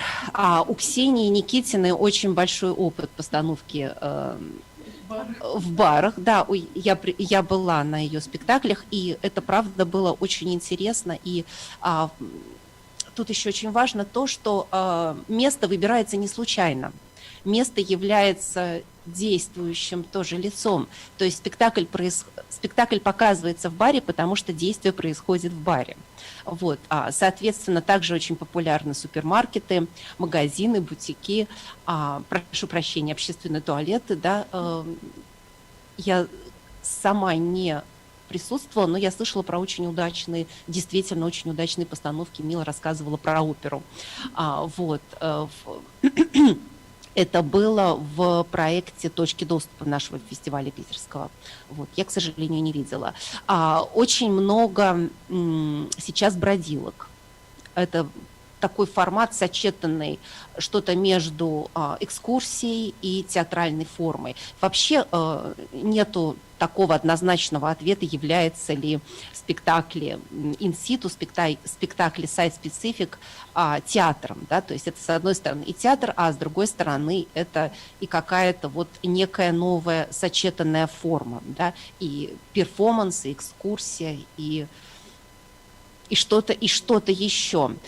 Замечательный театральный исследователь Мак Лукас говорит о триединстве, такой вот своего рода Святой Троицы, где одновременно действует и пространство, в котором играется спектакль, и идея, которую привносит режиссер, и зрители, которые вот участвуют, да, которые балансируют между погружением вот в эту историческую обстановку, вот это вот географическое пространство, и между восприятием современного контекста, да, что сейчас происходит. Допустим, ведутся какие-то дорожные работы, ремонт здания, да, что-то едет, какие-то странные люди идут, понимаете? И это тоже воздействует на зрителя, это тоже нельзя, конечно же, игнорировать.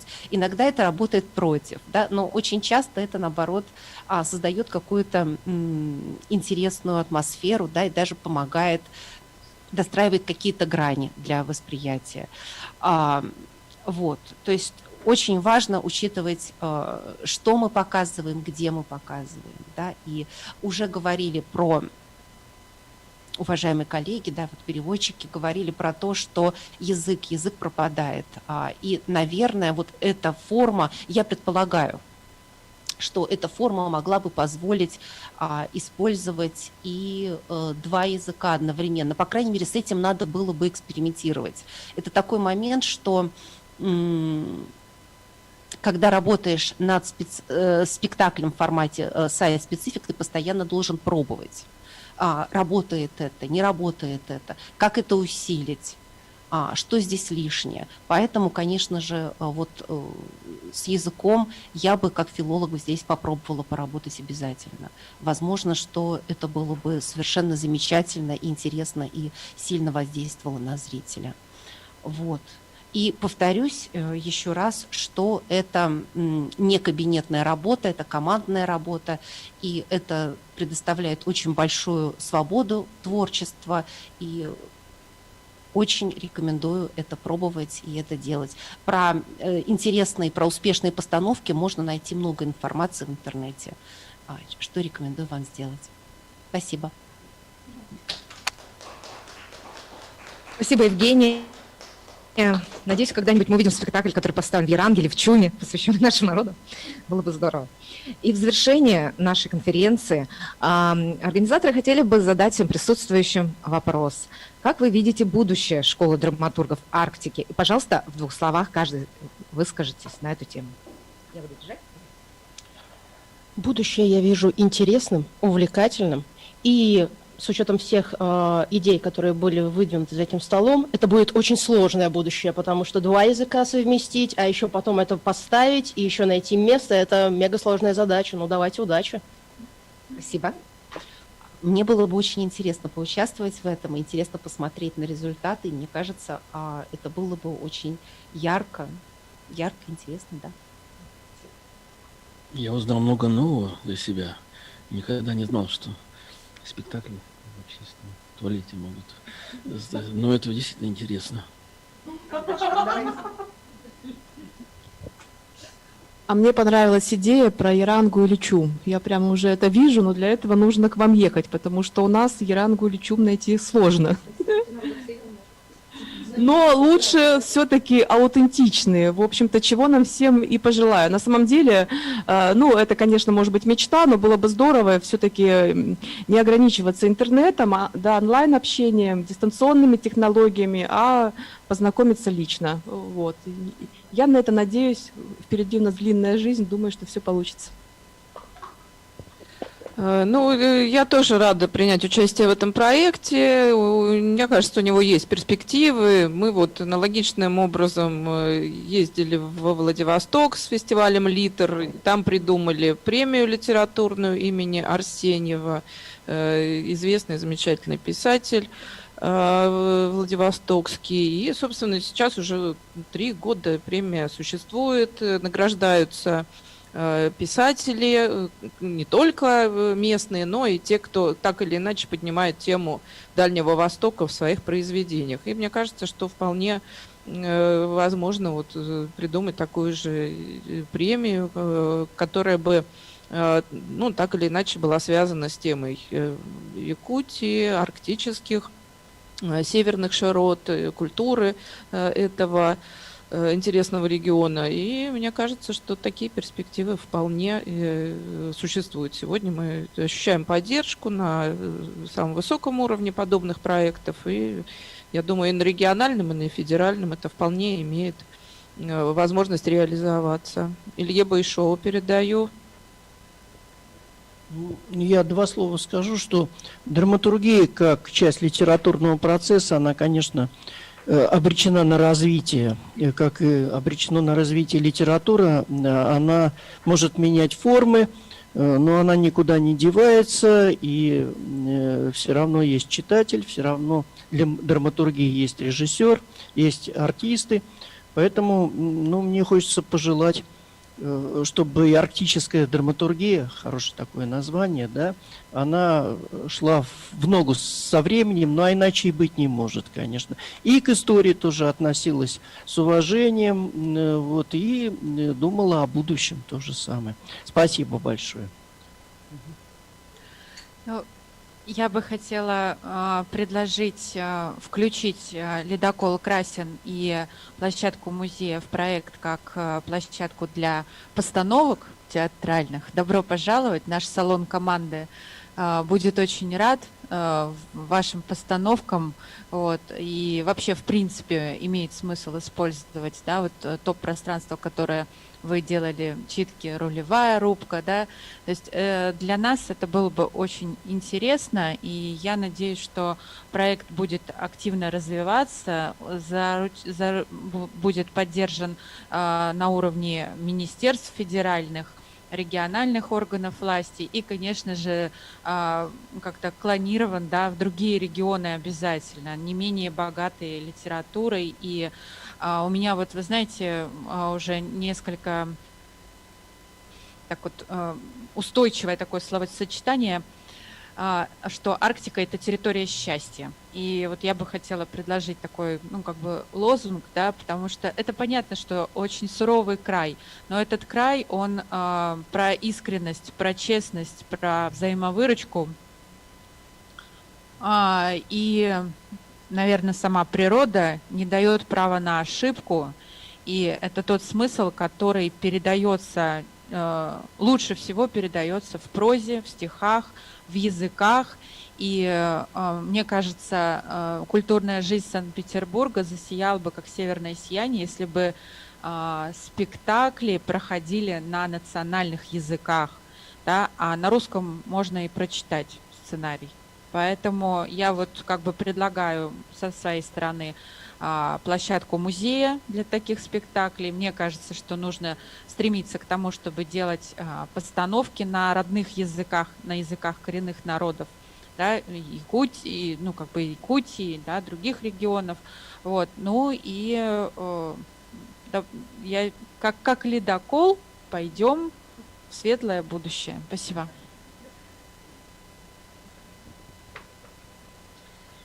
Без зрителя, как говорится, нет театра, и без читателя литературы. Поэтому я бы хотела, чтобы каждый спектакль имел своего зрителя, вдумчивого, умного, хорошего. И всем желаю успеха большого.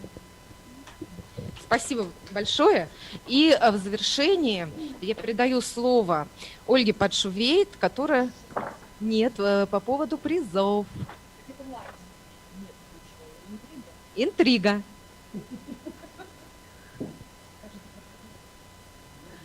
Про каюту. Ну, как бы ледокол, он настоящий ледокол. Тут есть экипаж, есть каюты для гостей. Поэтому наш приз, специальный приз, это сюрприз для участников литературного квеста. Что, каюта? Да, проживание в каюте на ледоколе вот, для победителей этого квеста. И Лада, я очень рада была познакомиться в рамках этого проекта с вами лично, да, мы как-то никогда друг друга не знали, но такое ощущение, что знали всю жизнь друг друга, это моментальное какое-то взаимопонимание, вот, и спасибо, я Миле, очень... да, что нас свела. Да, да, и Мила, да, спасибо огромное. Вот, это вообще уникальный совершенно человек, который просто преодолевает все границы и препятствия. Вот. Это настолько все здорово организовано. Вот, и поэтому кто у нас победитель? Было бы очень интересно узнать. Ну, на самом деле в квесте участвовало без малого там 20 человек, да, жителей города. И до финиша дошли не все. Опять же, там Николин день виноват или что-то еще, я не знаю. Вышедшее солнышко. И сначала мы начнем не с победителя. На самом деле было очень сложно выбрать, потому что две команды шли нос к носу. Вот нос к носу, и только с лечением ответов, да, количеством букв и слов мы вот выявили с трудом победителя. Так что сначала мы все-таки награждаем второе место команду «Сахатик», которая получает призы от музеев города, и в том числе от нашего. И у них тоже будет такой приз, сертификат на посещение исторического парка в Москве. Так что вам нужно доехать до Москвы. И очень приятно, да, очень приятно наградить команду, семью Атласовых, вот всю семью, да, которая уже не первый раз участвует вообще в активностях парка и участвовали в первом межмузейном квесте, по-моему, тогда чуть-чуть не дошли, да?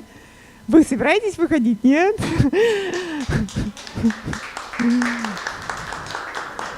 Наши победители, да, вырвавшиеся вперед, наверное, благодаря тому, что они были все вместе. Слушайте, ну вот как раз вам придется доехать до Санкт-Петербурга в этом году. Сказали, вас всех разместят, хоть вас и там и не двое, да, вас всех разместят. Тоже вам призы и от парка, и от музеев города. И самое главное, 3 ночи, 3 дня на набережной лейтенанта Шмидта, на музее ледоколе Красин. И вас там будут водить, показывать. И, в общем, вы приедете и будете рассказывать все нам. Поздравляю.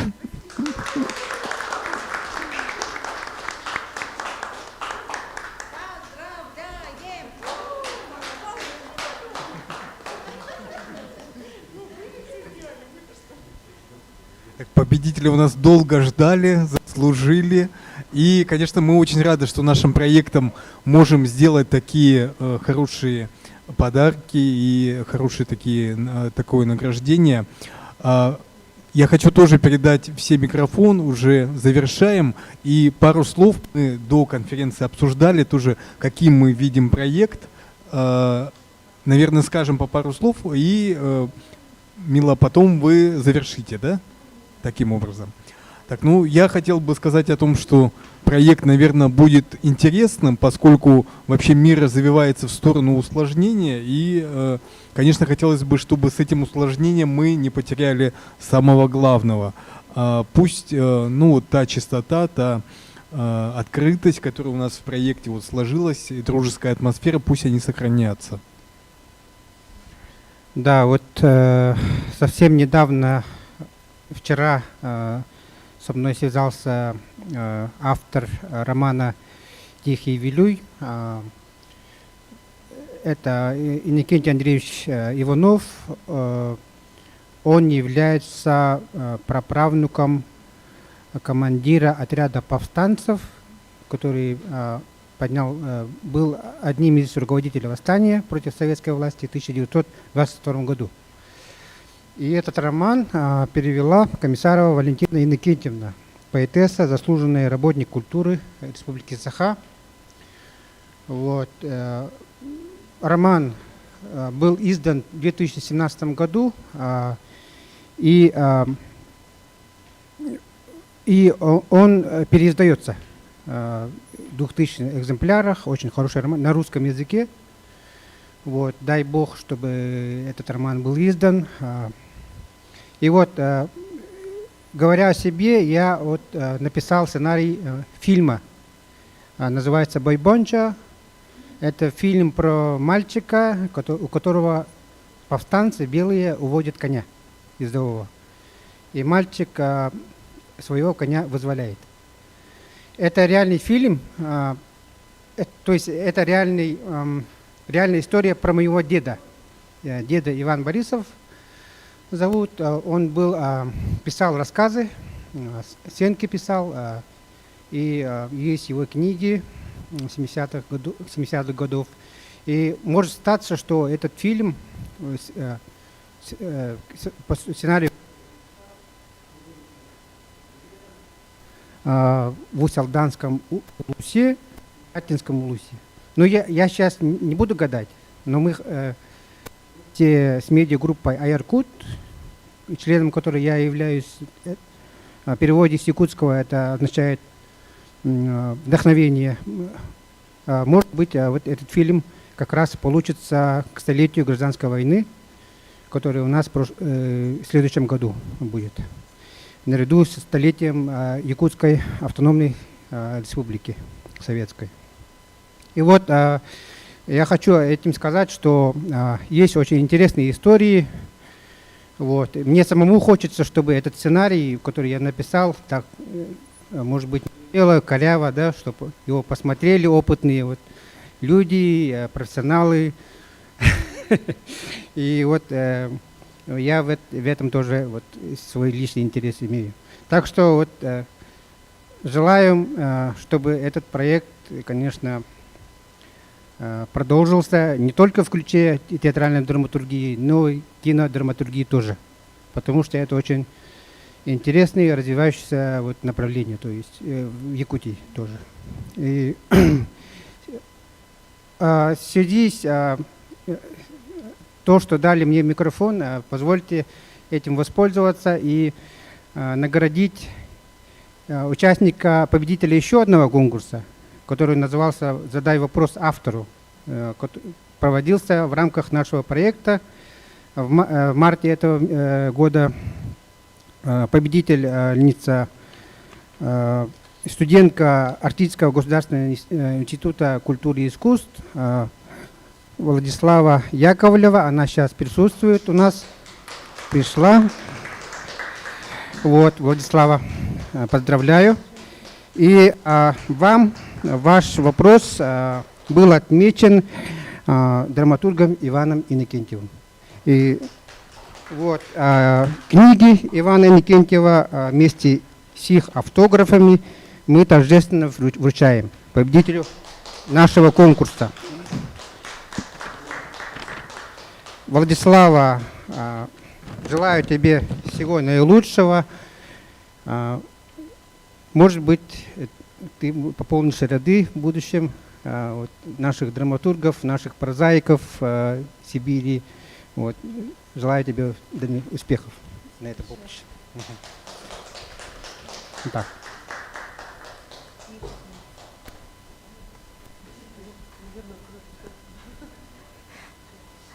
Я бы хотела пожелать попутного ветра нашему проекту, потому что это только начало. Так что наши мечты пусть реализуются в жизнь. Спасибо всем за то, что этот проект был, и я думаю, что будет иметь продолжение. Что-то пожелать еще, да? Друзья, ну, желаю только одного. Давайте общаться дальше, давайте сотрудничать, давайте дружить. Мы к вам обязательно приедем, ну и вы к нам тоже приезжайте. Счастливо. Уважаемые коллеги, я тоже поздравляю с тем, что вот этот проект у нас состоялся. И тоже желаю, чтобы в дальнейшем у нас было такое живое уже общение. Я надеюсь, что у нас ну, вот эта история с коронавирусом когда-нибудь закончится. И я с удовольствием бы я приехала бы в гости. И надеюсь, что у нас тоже будет возможность вызвать вас тоже в гости к нам. Мы вообще очень благодарны за школу драматургов Арктики, потому что для себя очень много информации узнали, да, это касаемо не только драматургии, но и написания вот киносценариев. Я, например, тесно связана была с телевидением, да, и мне вот, например, то, что говорили во время мастер-классов, да, это какие-то новые струнки творчества открывает, да, и поэтому мне кажется, что какое-то изменение вот в мире культуры нашей республики, какие-то подвижки уже пошли, и мне кажется, уже через 2-3 года, да, уже будут новые постановки, новые сценарии и новая какая-то волна развития не только вот театрального искусства, да, но и, кажется, в мире кино какие-то интересные такие преобразования будут. Поэтому желаю, чтобы побольше было общения, да, и обмена информацией, и в том числе вот, чтобы состоялось развитие и структурирование какого-то творческой жилки нашего пишущего народа. Спасибо. Ну, я как квестодел и квестмастер могу вам предложить отличный жанр, который точно найдет своего зрителя. Нам нужны тексты для иммерсивных спектаклей, театрализованных краеведческих прогулок. Вот если вы это напишете, мы это тут же поставим с местными актерами, и прямо, я не знаю, мне кажется, там будет колоссальный успех. Мила, передаем микрофон вам. Я бы хотела заглянуть в недалекое будущее и рассказать о том, как действительно будет развиваться наш проект «Школа драматургов Арктики». Видеоконтент, который мы сделаем, он будет передан практически во все арктические регионы и в регионы нашей страны, от полуострова Крым до Дальнего Востока. То есть у всех библиотек, которые сейчас в эпоху пандемии перешли на видеоконтент, в библиотеке будет наш проект. Нашему проекту за это время посчастливилось, или это было наше определенное испытание, пройти и тотальный диктант, и, соответственно, заканчивается он тоже в знаменательную дату, в дату представительства России в Арктическом совете. И, соответственно, наш комитет Санкт-Петербурга по делам Арктики отметил наш проект, и я бы хотела еще раз поблагодарить нашу команду и поблагодарить всех, кто принимал активное участие в создании. Это и наш ведущий, лицо нашего проекта Владислав Левочкин, это и Виктор Борисов, куратор от Якутии, это и Дарья Ермолаева, креативный продюсер. Ну и питерская часть, Софья Александровна, это вас. Это моя. Проект продолжается. К нам хотят присоединиться несколько других арктических регионов. Так что ледокол красен. Снова в путь.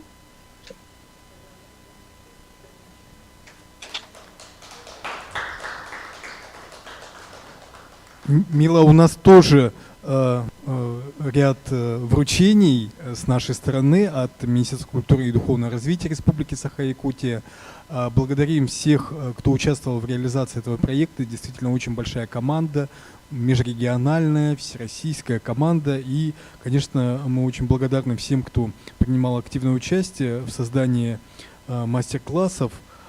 И мы обязательно вставим в рамки и вручим лично, может быть, где-то по почте, Ермолаева Дарье Павловне, соавтору проекта «Школы драматургов Арктики», Кудряшовой Людмиле Валентиновне, автору и руководителю проекта, Степановой Елене Васильевне, пиар-менеджеру проекта «Школа драматургов Арктики», Желнину Олегу Леонидовичу, техническому директору проекта, Илларионовой Елене Николаевне, пиар-менеджеру проекта, Урну Софье Александровне, координатору проекта.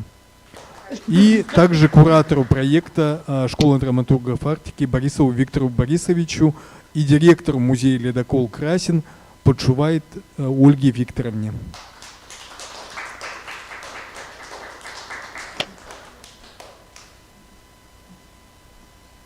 Ну что ж, фотография, общее фотографирование на память по нашей традиции, да?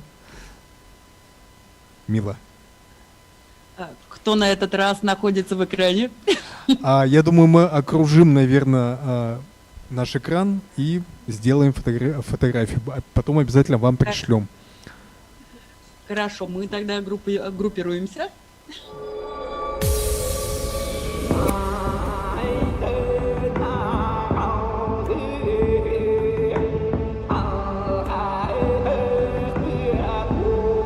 То есть мы учим своих детей тому, чему учили нас наши родители, передаем какие-то заветы, делимся своими собственными жизненными открытиями и передаем те задачи, те мечты, которые сами не успели осуществить.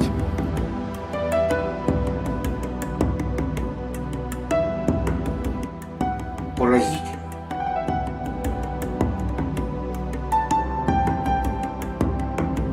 Я эту светлую идею хочу осуществить у себя на родине в Якутии. И тут действие перемещается в Санкт-Петербург.